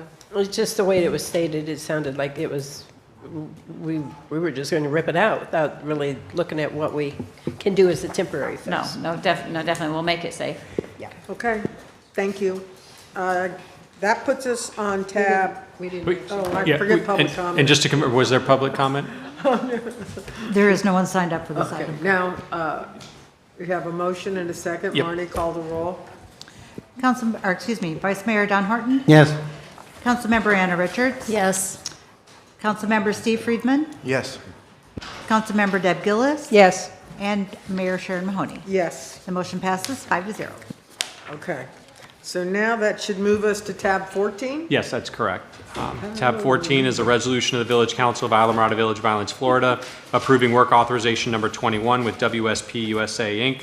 for professional services for the feasibility study for a vessel exclusion zone at Sunset Drive Beach, authorizing village officials to implement the terms and conditions of work authorization number 21, authorize the village manager to expend budgeted funds, authorize the village manager to execute the project agreement for work authorization number 21, and providing for an effective date. Showtime, Peter. Here we go. Waiting all night for this. Yeah, patiently. Okay, well, good evening, council. So, as you know, the village has been looking into the establishment of a proposed new vessel exclusion and swim zone off of Sunset Drive Beach on Lower Matacumbe. We've been discussing this for almost a year now. This has come before you at 3 different meetings. It was in July of 2024. I gave a somewhat detailed presentation and outlined the steps that the village would need to take if we were going to implement a new buoy system to establish a new zone. So the direction has been for the staff to look into a feasibility study and the design and the permitting of the buoy system, which would be needed to implement the new zone. So I did propose a proposal from the firm WSP. They're a vendor that the village has used for many years for marine regulatory and zoning issues like this. They've done a great job for us over the years. The staff did request that I bring back a revised proposal which eliminated the permitting components of that feasibility study, because that by far is the most expensive part of this. So I went back to WSP, requested just more of a feasibility, preliminary design feasibility approach. So the resolution that you have before you this evening, that would approve a work authorization with WSP for the feasibility study, which would include a preliminary site assessment, a benthic survey. With that, they could develop a design. This would be a preliminary design plan which would outline the buoy system. And with that would give us the information to bring to the permitting agencies. Within this resolution or work authorization is also the pre-application meetings that would take place with the permitting agencies. And that would lead us to whether or not this project would be feasible or not. So the cost for this is $5,848. It should be noted that this wasn't budgeted for this fiscal year. However, services like this have been and can be accounted for or used out of the general fund and the village manager's account from the professional services account. So with that, I'd be happy to answer any questions about this. What was the amount again, Pete? $5,848. Yeah, yeah. Anybody have a question for Peter? I do. Go ahead. I think you presented us with this recently, right? In Yes. this recent council. Yes. And I seem to recall that there were some high hurdles that may overcome. So if we assume that we do this feasibility study and it's feasible, the likelihood of going on from there is very difficult, or am I not recalling that correctly? It's going to be difficult. This will be a challenging permitting endeavor, no matter what, just because of the sensitive resources that are out there. Coral, seagrass, sponge, it's a hard bottom community, a living, nice hard bottom community, and we will have to drill. We can't hand screw anchors in like we've done on the Bayside. We will have to drill holes, so that's going to be challenging permitting. We're going to have to prove that this is being done for safety too. We can't do this for any other reason other than public safety. So we're going to be able to need to prove that. So it's going to be difficult. Yeah, this doesn't guarantee us being able to establish a zone. All this resolution is passing tonight is just getting the foot in our door and starting the process, which will be long. Okay, go ahead, Don.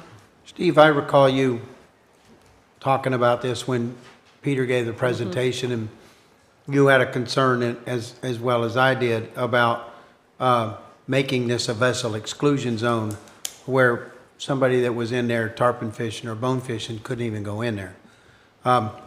We talked about, in my pre-meeting, I talked to Peter about that. And he said that's a complete game changer. If we make this a vessel exclusion zone, then nobody can go in there. If we tried to make it a no mooring zone, then that would even make it that much more difficult to get any approval, because DEP is not happy about not, forbidding somebody from going in and mooring. But that's what the neighborhood is asking is they don't want anybody mooring in there. So, and like Peter said, we're about to approve to spend almost $6,000 just to have somebody go out and do a glorified benthic study, not even a bathymetric, but just a benthic study. And we all, probably most of us that's worked in that area at all, already know that it's full of hard and soft body corals, and it's a hard bottom.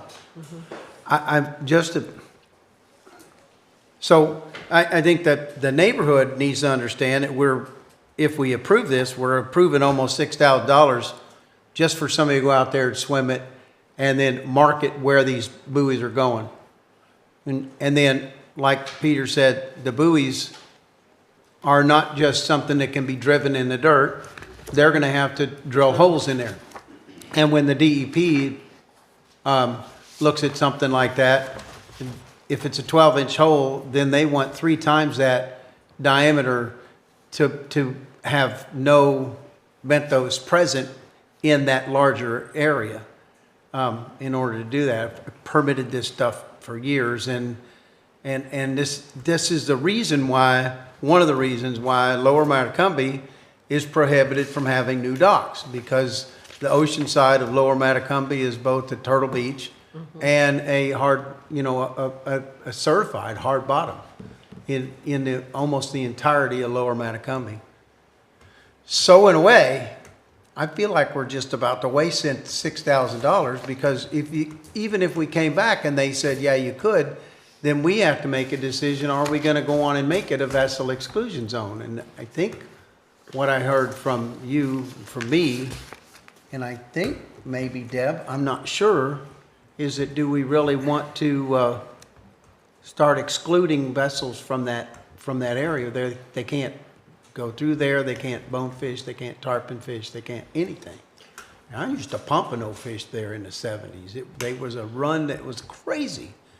So do we want to chase that exclusion, or have it maybe start chasing that exclusion all the way up the Keys, all the way up Islamorada and down, when any neighborhood complains about having boats parked there? Peter, how often is this actually a problem for that neighborhood?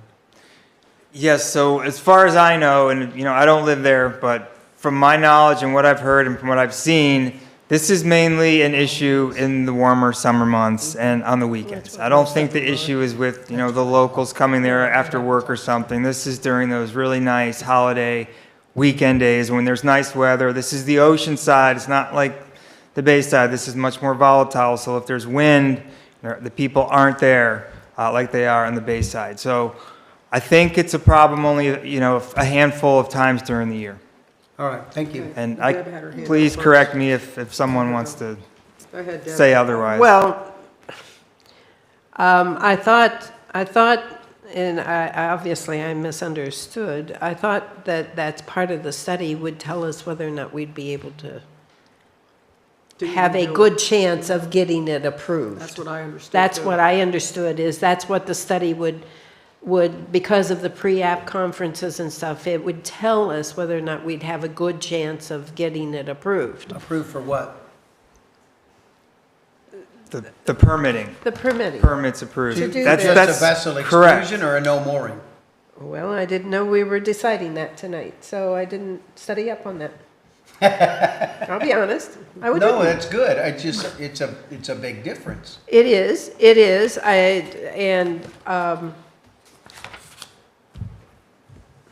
If that's what this is based on, you say it's $6,000, yes, but at the same time, I could say it's only $6,000. It's not the 55, what was it, something like that? 52,000, that right. we saw That's with the last permitting. month. That's true, yeah. You know, I had 2 or 3 residents call me concerning this. I did too. Me too. You know, so it is an issue, and you're right about it. There was a talk about, okay, we do this one, then we got to do the next section, and we got the new, but that is what's happening Same with in the parking, Keys. yeah. It is what's happening. And we need to figure it out, help our residents figure it out. So I don't know, Did You're our nearshore correct. water quality committee They said no. recommend not to Yeah. do this? Correct. Okay. that's what I remember. But you were correct in that's what this study would do. It would Give us a an good That's idea right. of whether or That's not the- we yes. could do either exclusion, right? Right. Okay, Anna wanted to say something. Well, I was going to talk about nearshore water, but then also you have somebody from that neighborhood in here. You might want to hear from him. Who's here? No, from I there? think Roland left. No, Jack Butler's here too. Oh, Jack, you're here. Another one hiding where I can't see him. There might be somebody on Zoom tonight, too. Jack, you live on Sunset?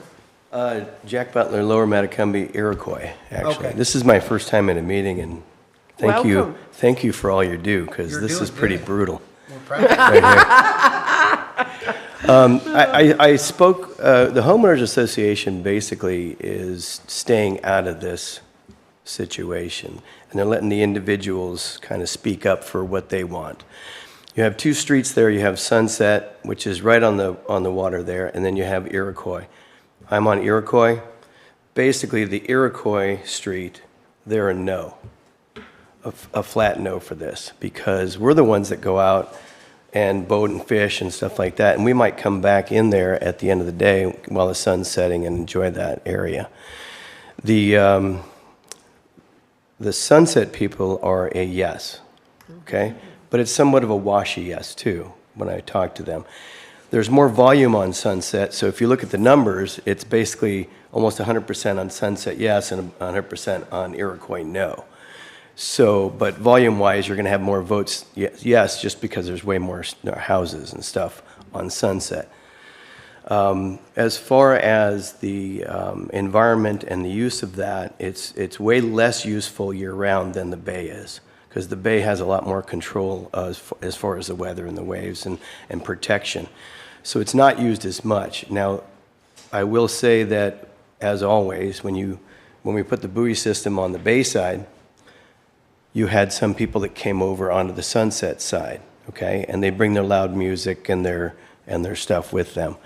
It's a little bit removed out, and the flats are exposed quite more than on the bay side, so people generally don't come up as close on the ocean side. However, you still have the bad apples that probably let their dogs run up there and don't clean up after them or kind of get close to the beach. But generally, people stay away from that, okay? So I understand where they're coming from as far as the bad actors. But I would say, as far as a volume during the year, obviously the holiday weekends or long weekends, the people would be out there. Generally those homeowners aren't there anyway, because we all stay off the water on the holiday weekends anyway. So and by the wishy-washiness, when you talk to people, yes, but I'm not too thrilled about looking at buoys the rest of my life on the ocean. What's, is it going to, seaweed going to get caught in there? How is that going to look, et cetera? But also the use of the area. So if you have, you were talking between a vessel exclusion, a mooring, or a swim area. If I'm not mistaken, if you have the swim area, that means there's no vessels at all. So you can't have a canoe, a paddleboard, a kayak, or even kite surfing, which is a big, right there by Ann's Beach, and then You're right. coming around that corridor. So, and then you've also cut out all the fishing. So I think overall, if you kind of weigh it that way or look at it that way, I think there's more downside than there is upside. And I just wanted to say that I'm against it because I do enjoy it, and I'd like to continue to enjoy it. That's kind of what I thought. Thank you. Okay? Thank you, Mark. Thank you, that was fun. Anybody else, Steve? I really sympathize with the residents down there. I think we all do. And I just wonder if there's not another solution that we might be able to come up with, whether that's when there's more people out there, we send out some more law enforcement. Maybe they're damaging the bottom with their anchors and they can be ticketed. Once you ticket one boat, maybe that spreads around and that keeps people off. There's got to be something else that we can do where we're not picket fencing the water and having to destroy the bottom to keep the bad apples away. Yeah, I like that. Go ahead, Deb. We Mike? took one public comment. There's a strong possibility there's somebody else on Zoom. Okay, well, Not wanting to stop this conversation, but. okay. I mean, at some point, we will I'll need to open it up public for full. comment once you guys have said everything you want to say. Anybody else? No?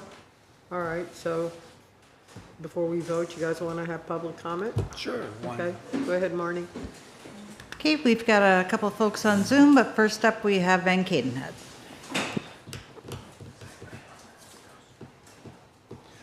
Evening, council. I was here when we discussed this last. The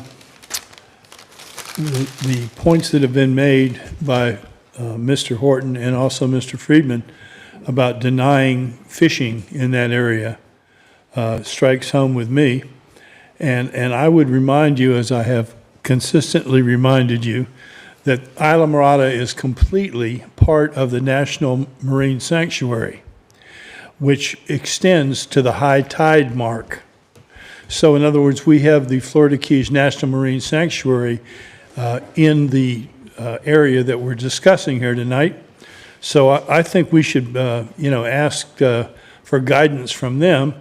But I should also remind you that we're right on the verge of having a charrette with Able Cities East that part of their expertise is in shoreline preservation.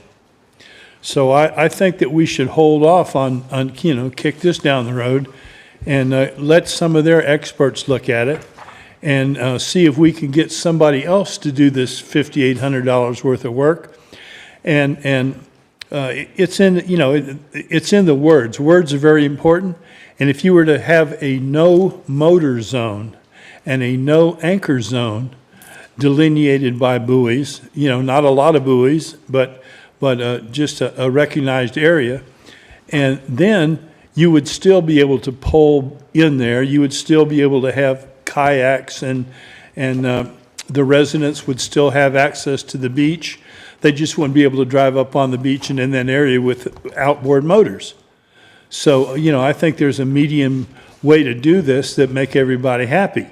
And what would make me happy is to not restrict that area to the public, but only restrict motors. And if you were to put out the safety part of it as a reason to put out the buoys, then I think it could be done under those guises as a no motor zone and a no anchor zone. So thank you very much. Thank you, Van. Anybody else, Marnie? Yes, on Zoom, okay. Alfonso Fernandez Fraga, you are unmuted. Go ahead, you've got 3 minutes. Thank you very much. My name is Alfonso Fernandez Fraga. My family's been in 90 Iroquois Drive since 1975. We've been operating in the manner in which Mr. Butler described since that time. And in that time, I've never seen a problem except for one time. And that one time was a holiday weekend last summer when things really got a little bit out of hand, and a big part of the perps, if you will, were not people coming from outside the area. They were not people coming from Iroquois Drive, but there was a lot of people on the canal side of Sunset Drive that simply trespassed under the houses and across the empty lots that remain on the ocean side of Sunset Drive, and they took their coolers and what have you onto the beach that they didn't own and didn't rent, and that was a big part of the problem.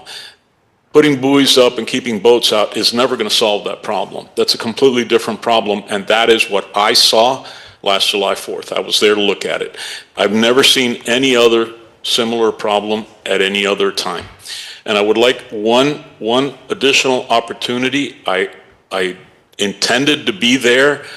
Peter Frezza can testify to that.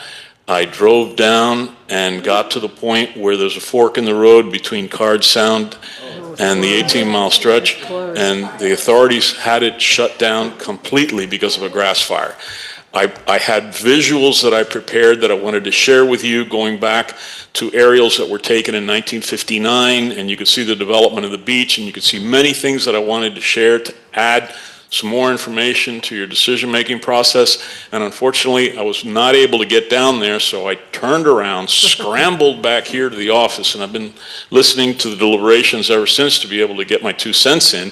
But if nothing else, what I would ask you is to postpone this, so to give us, and there may be one or more of us that tried to get down there and couldn't because the roads were literally closed, both of them. And I just couldn't get down there with my visuals. I would like to have the opportunity to do that at the next meeting that you decide to discuss this, if you decide to discuss this again. Thank you. Thank you very much, Marnie. Yes, we have another person here on Zoom. Okay, iPhone, go ahead, you've got 3 minutes. Please state your name.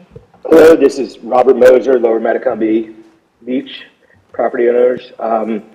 I'm calling in as a homeowner since 74, renting in early 70s before that, and coming down for day trips under the Stuckey sign in the late.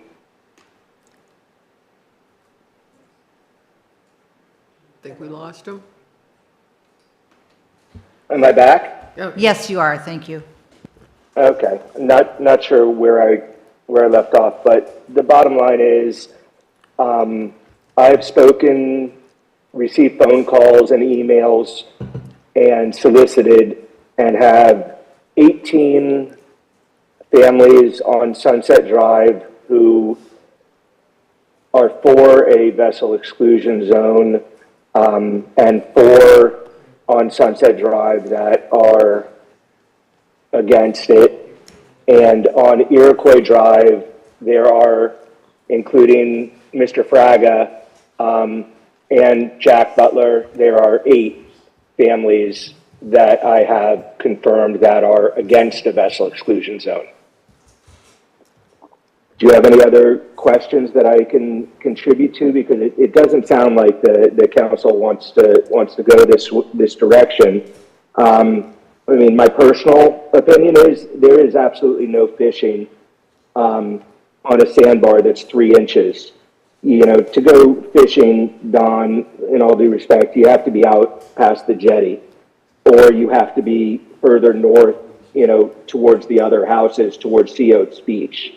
It's just not happening in front of the homes that are on Sunset Drive.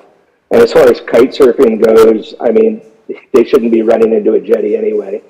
And, you know, so there's many reasons besides noise. You guys have heard them all. You've been around when Port Antigua got their swim zone, vessel exclusion zone.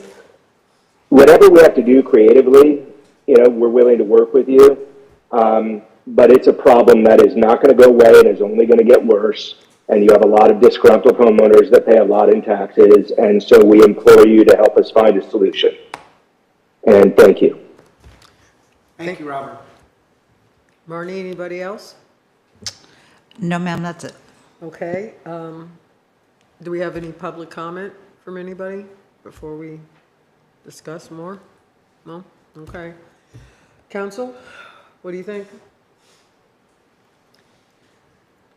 Do you want to postpone this until, not that I want to say Van had a good thought, because it sounds weird coming out of my mouth, but maybe we should see if there's Able City can come up with something. Maybe we should put this on hold. And go ahead. I like it. Let's address this in our comp plan and our think we should. LDRs and not try to pick this one piece at a time. It's gonna affect more areas. Let's do Islamorada as a whole. It's going to affect more areas. It's And, like anything. and have somebody that's smarter than me to go out there and tell us what I we ought to agree. do. You like it? Yeah, I do. You got it, okay. How does everybody else feel? Steve? I say, Deb? just table this. Okay, so John, would we make a motion to table this? Yeah, it would be a motion to continue this item until after it has been considered through the comp plan review process. I think that's the right thing to do. Do I have a motion? I'll make that motion. Do I have a second? I'll second it. Okay, Marnie, would you please call the roll?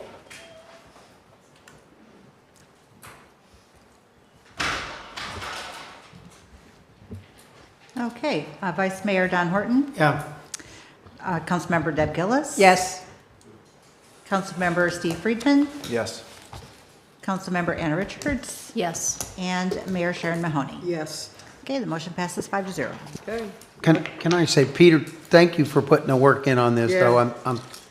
Yeah. It's just something we just gotta really, I think we gotta look at. I think it's a smart move to Instead wait. of just wasting this money to go drill and then wait and see what decision we're gonna make, we just saved the taxpayers about $6,000, so thank you. Thank you, Peter. Hey, lucky tab 15. Yep. Tab 15 is a resolution of the Village Council of Islamorada Village of Islands, Florida, approving the settlement agreement related to the lawsuit titled Daniel J. Galizio v. Islamorada Village of Islands et al., authorizing village officials to execute, deliver, and implement the terms and conditions of the settlement agreement, providing for authorization and providing for an effective date. We have as you all may recall, the village is being defended by Insurance Defense Counsel Brian Koji. He is on Zoom today, and he can present this and answer any questions. But just generally speaking, this was the lawsuit that was brought against the village by Mr. Galizio. Believe that we've had 3 executive sessions on this, and we are bringing this settlement agreement back to the council for their approval, which I believe is consistent with the discussions. Has been executed by Mr. Galizio, and he has agreed to the terms set forth herein. So I will turn it over to Brian. Good evening, everybody. Can you hear me? Yes. Yes, sir. Thank you. As village attorney indicated, as we met in executive session, we did get the signature from Mr. Galizio on the settlement agreement. As you may recall, the lawsuit was filed by Mr. Galizio back in November 2023.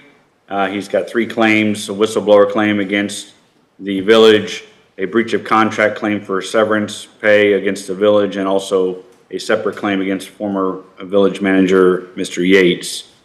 He has never served Mr. Yates, but he has served, of course, the village, and we've been proceeding with the litigation of this up until last fall, where the parties reached an agreement, a settlement agreement in principle, but the agreement was never consummated at that time.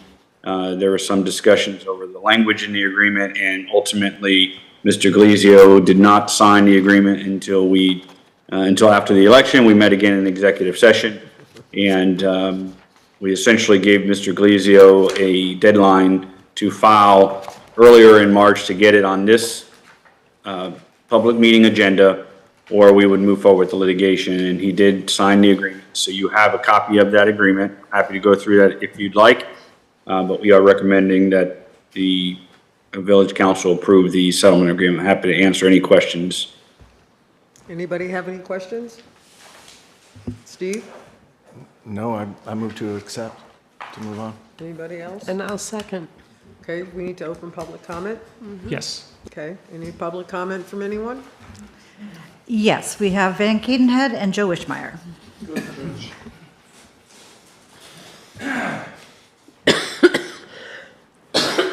Yes, Joe Wishmeyer, Plantation Key. This just kind of underscores why we need procedures. And I understand that council should not be overseeing all staff members. That should be the job of the manager. However, when you work your way up and become a department head, I believe that you are entitled to a little bit more protection than just arbitrarily somebody deciding that you're not worthy anymore for whatever reason, whether it's personal or whether it's professional. So I believe that at least for department heads, the council should be informed and involved in these decisions so we don't have instances like this come up in the future. Thank you. Thank you. Van? Van Cadenhead, you all are in possession of subpoenas about the way that Rob Cole was treated, which made Mr. Freeman's argument to have a set procedure in place very valid.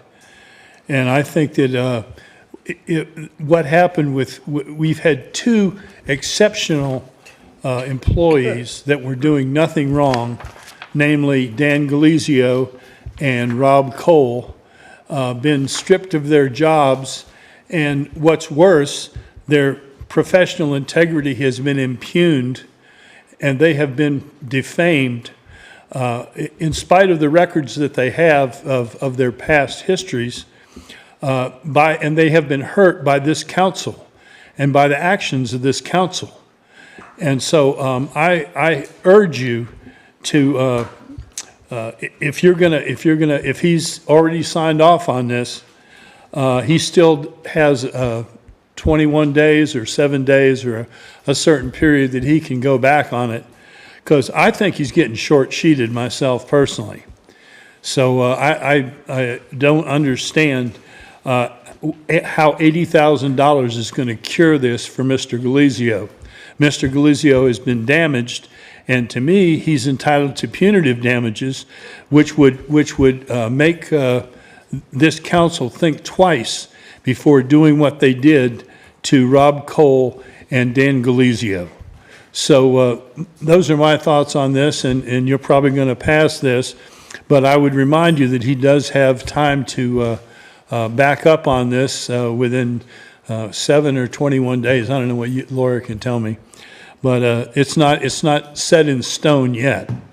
But I think he's getting the short-sheeted myself personally. Thank you. Okay, thank you, Van. Anybody else? No, ma'am. Okay, so any comments from the council? Do you want to make a motion, or? We did have Oh, a I did. motion. Councilman Freeman was a motion to Oh. approve and was seconded by Councilwoman All right. Gillis, right? Marnie, do you want to call the roll, please? Who made the motion? I don't remember. Councilmember Friedman. You second it? Yes. Okay, Councilmember Steve Friedman. Yes. Okay, Councilmember Deb Gillis. Yes. Councilmember Anna Richards. Yes. Vice Mayor John Horton. No. Nope. And Mayor Sharon Mahoney. Yes. The motion passes 4-1. Okay.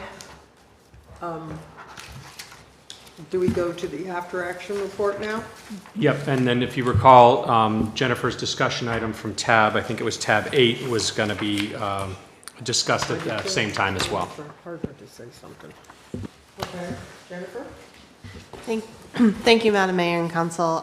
So, as you may recall, over the last couple of years, Council has directed the Planning Department to do several items regarding planning work, research, different kinds of plans, things like that. So, now that the Council has turned, and I wanted to get a feel for this Council's priorities and to see if these items that I've listed here in your packet are still a priority for this Council, if priorities have shifted, if some of these items maybe can be folded into the upcoming or the ongoing comprehensive plan update, things like that. So I'm happy to go through them one by one, where they at, what my thoughts are on them, or if you already have thoughts, I'm happy to hear those as well. Anybody have anything? Anybody got anything for Jennifer? You've got the parking for Angler's Way on there, right? I have the parking for Angler's Thank Way, you. yes. Anybody else? So Jennifer, we talked about before, there are several things that we probably should, makes wise to hold for our comp plan. Yes, sir. Is there anything on here that you think is necessarily needs to be taken care of immediately? Well, I would argue, excuse me, sorry, I Popcorn. go ahead. Popcorn, I get the same thing. I think everybody does. And you've got another fancy cup, whatever you call them. I would say that the TDR ordinance is far enough along that, we're almost ready to go back to LPA with it after the last time that we had almost brought it to LPA after some conversations with certain people. We decided to have Able City East take a look at that draft and provide some feedback, so it's in their hands at the moment. I'm expecting feedback from them probably next week when they're here in town. So after I get the feedback from them, I will, we work whatever their considerations are and then bring it to LPA as soon as I can after that. So I think that one's far along enough to keep moving forward on that. And I think those issues are kind of critical in light of especially what we just heard from Ms. Gonzalez about some of the Shands issues. So I think that it's important that we keep moving forward with the TDR ordinance. On the list, the next 3 items, the rezoning of properties at Village Incorporation, the possible update to environmental standards in the Village Code, and accessory dwelling units, I would argue could wait or be in conjunction with the update to the comprehensive plan. I don't think we need to do those as separate items. Those are all sort of relatively, can be involved with the comprehensive plan. I agree. In regards to the affordable housing plan, that direction was given in May of 2024. Been working, and while Don was on the Workforce Affordable Housing Committee, he actually provided a really great outline for a affordable housing plan for our workforce affordable housing units that the Affordable Housing Committee has, asked me to continue to move forward. So we are working that plan forward. So I think that one we can keep moving forward as well. The Affordable Housing Committee is very interested in moving that forward and having a plan for those 300 or 292 now units, and get some more workforce affordable housing within the village, which is desperately needed. So I think we can keep moving that forward. And especially now that you've just appointed Dawn as the liaison to that committee, I think that will be great synergy to keep that moving forward. So While you're on that topic, John, since I was on the Workforce Affordable Housing Committee, and the actual plan that they're working on was something that actually Carla and I had written in an airport while we were delayed on a flight, and came up with a complete plan. I thought, am I still going to be able to vote on that? Now that you're on council, yeah, you're just wearing a different hat. Okay. I mean, it was something that you proposed, and everything coming from the committee is just a recommendation anyway. So ultimately, the council, I mean, unless there's some sort of financial, special benefit that you would get, that would be a conflict. No, I didn't even get paid for sitting in the airport. Yeah, so yeah, you should be fine unless there's something pops up. But just the fact that you prepared and worked on it while you were there. Same thing with Councilwoman Gillis on the LPA. I mean, you have a different hat on now, so yes, you can vote on. Love to see that move forward. yeah, we're working on it. Okay, great. So I think that one moving forward, I think will be good. It may not be as quick as you would all like because we have the comp plan and we only have 4 members on the Affordable Housing Committee right now and their schedules are kind of busy. So I think we're moving it forward, but maybe not be as quick as we would like. The administrative relief plan, that was direction that was given also in May of 2024 at the time that the previous council was not interested particularly in giving out administrative relief to those that had applied. They wanted to consider using administrative relief for other avenues, and they wanted me to consider that.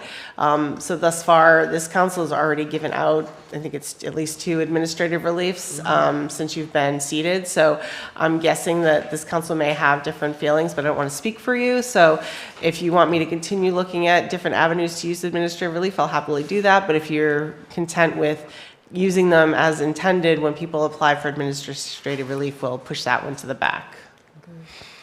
I would say that we want to use them I want to use them as was originally intended. But in working with the comp plan ideas, maybe they have another suggestion, at least, as we go forward of how, because eventually we're going to run out of those too. Yeah, they'll look at it. I'm sure they'll Yeah, still look at it. right. Yeah, but we So, can keep going but what we're doing. Yeah, I feel we should I keep agree. going with what So do I. we've got. Yeah. But we will be finding the end of that pile one of these days soon too, so. Okay, perfect. The Winley Key parking, I think I got direction earlier in the meeting on that one, so we'll move that one forward.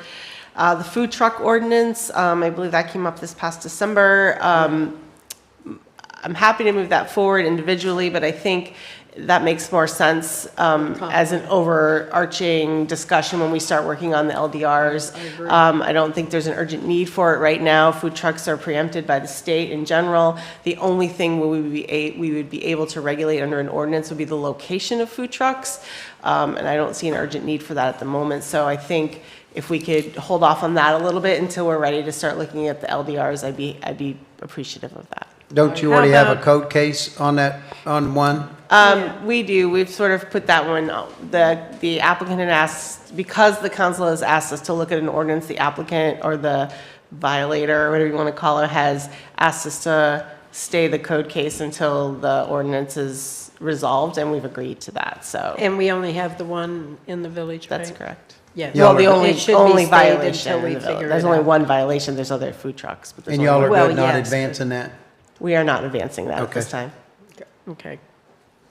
Anything else? And then the last one was back in June of last year. I believe the council gave direction to the village manager to hold a public workshop on the use of particularly Island Silver and Spice. I wasn't clear if it was all village-owned property, but it was Island Silver and Spice particularly.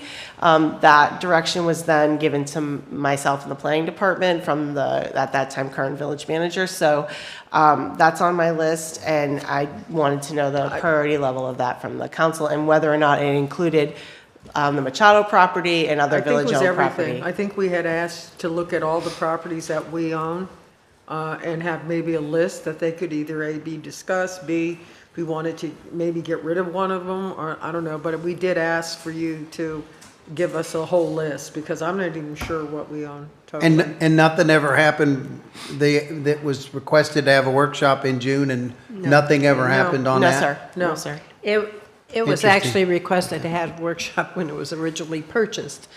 Yeah. So, How long ago was that? I don't remember. Yeah, so maybe we could do But- that, but when you have time.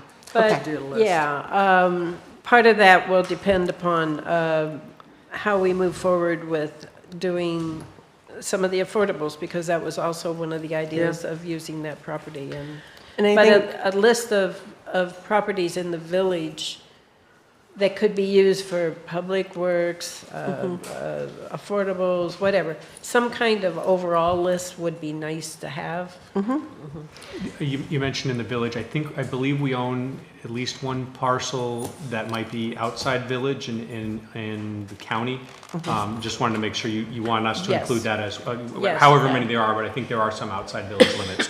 And Actually, oh, go ahead. No, go ahead. You go ahead. You first. Okay. And I was just going to say that I know that Able City East is also looking at, because when we had individual meetings with some of the department heads, I know that AJ was very specific about one of the priorities of the village is looking for a location for public works.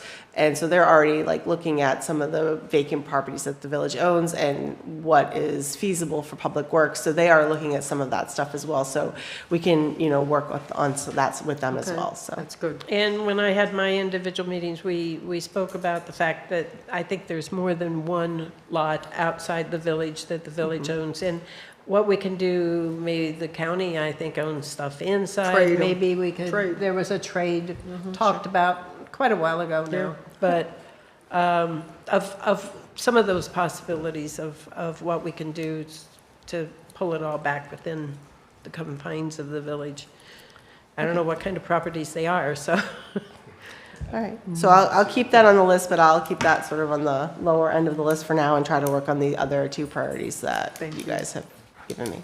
Thank you. Anything else? And if there was any other priorities that this council wanted me to focus on, at the moment, I'm happy to look at that as well.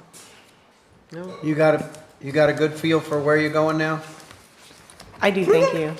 Yep. Does the She's going baseball home field, is today. that included on that, the interlock agreement? That wasn't a planning directed item, that was a manager directed item. I don't know where that fell on the list. John's asking me another, hold on. Awesome. What was your question? About the baseball field. Oh, the baseball. Oh. I think that's still in It's the, as I recall, it's been a while since we dealt with it. It was one of those items that was really at the forefront for a long time. But as I recall, the school district was not necessarily moving forward. We had been working with them on a master agreement as well as a specific baseball field agreement, and we had something drafted up. Was not agreed on. There were still a number of outstanding terms. The school board, at a school board meeting, they approved it, subject obviously to anything that we would approve. And I don't believe, I mean, it's kind of fallen off, if I remember correctly. I think they weren't moving forward with it, but I would have to double check with the district to confirm that, but that's my understanding. They are moving forward. I think AJ has some They are. information on that. Yes, they are moving forward. The project was re-put out the bid, and there was a new apparent winner. I believe we have a kickoff meeting here in the next week after spring break with the school district. So it'll be a pre-construction kickoff meeting with it, and it's a design build project. But I will be on that board as Will far it as come back to us? or Absolutely. when? It'll Okay. it'll come back to both the school district and to council at every step. And it'll be kind of a slow process because they've got to come to two different entities, but Okay. they are looking at moving forward with it. I'm glad to hear it, because it hasn't come to legal since, so we haven't been involved, but obviously at some point, if it moves forward, we will. But as AJ said, yeah, obviously everything. They you would need have to go out approve for everything. another RFP, right? No, they've already done that. Yeah, So that's what I'm saying. They needed to go out for another yes. one. They've done that. Correct. And gone and presented that to the school board. Correct. And I guess one of the next steps would be come to us with that plan. That's what I heard from Coach. Yeah, I assume they would present, I mean, we can talk to them. I mean, they presented, what was it, like about a year ago, maybe? Yeah, Maybe. it's been a while. I would assume they would come back, but yeah, there would need to be an agreement that's approved by, I mean, listen, we're the landowner, so we would have to approve as well as an updated ball field agreement. Thank you. Yep. John, are you going back to TJ Maxx for pajamas? I think the stretch is still closed. Oh, I had heard it They opened opened up. it up. so- They opened it's it up? open. Yeah, they Okay. opened it up. I have several employees sitting waiting, going, oh, where am I going to sleep? I will tell you, at one point I was looking up hotels, and I could only find one hotel at the new Marriott from Marathon up to Key Largo, and it was almost $2,000 for the night. Oh, yeah, well, let's do that for you. Yes, so I did not book that. I think I got I something got a spare instead. bedroom at half the price. Yeah. And I do too. And I have a flower shop, you can sleep in the cooler, it's cold. All right, are we done? No, I just had a couple questions Oh, on I'm this sorry. after action report. We can do it one of two ways. There's a few things on here I think that we may be able to cross off if you want to go through them, or if you want to get back to me on some of the items. Things like the village flag contest. So just starting the arts and cultural coordinator, an offer's been made, so we're just waiting to complete the hiring process. So that'll drop off soon.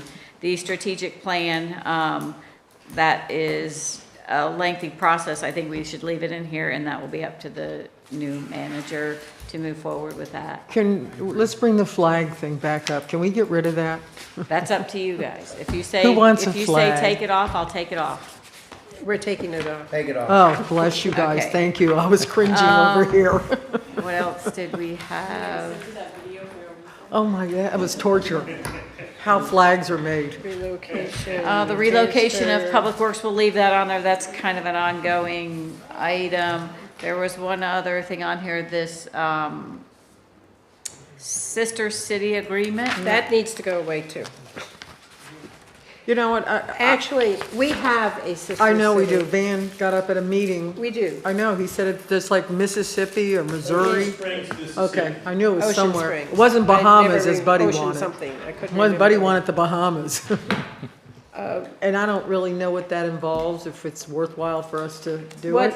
What we did, I can give you a little background on last time, is they had had a very bad hurricane over there, and we gathered goods and went to them, and they came over here, and we presented them with some other stuff that we gathered, and we just tried to help them out, and we just partnered with them during a hurricane. They're about the same size as we, they're same kind of area, you know. It was just a good thing that we were doing at the time. So we'll wait for the next hurricane. So I asked John, and as far as I know, this is kind of continued with that city until we say, oh no, we can have more than one. So if there's something comes up in the future that we want to partner and help somebody, So she's our long-lost sister. yes. Okay. Okay. And they were very nice people. Joe, did you want to say something standing up there? Yes, just real quick, regarding the baseball field, it was a real hot topic there for a long time. And the school board and the council promised us many, many workshops Yeah. before they continued on so that we could give our input, because at one time they wanted to put buildings all down the sides and rip all the trees out and everything else. That's not true. And now well, that's what came up, and now all of a sudden we hear they've already got the bids and accepted, and we still haven't had any other workshops. So please consider that before you make decisions The on that. bids were just for the design, and they're working on that now. But that last design was just from a company It was that just wanted to a- prove that they could make a big showing. It wasn't what they were planning on doing. Okay. Sheila, anything else? No, I think that's good. And then we'll revise that after-action report and maybe make it a little more simplified. I have one. Just one quick question. Anybody know where that money for the $80,000 on that settlement comes from? 80,000, it comes out of our payroll. Okay. I mean, that's, wasted money. Yeah, well, I have one, the last item on the list, oh, wait a minute, those are completed items, right? Correct. The last Never mind. 3 or 4 items are completed, and then Never those mind. will drop I'm not off, even and we'll gonna keep dropping them off, bring so it it up. doesn't end up to be such Okay. a long list. so we're done? Meeting adjourned.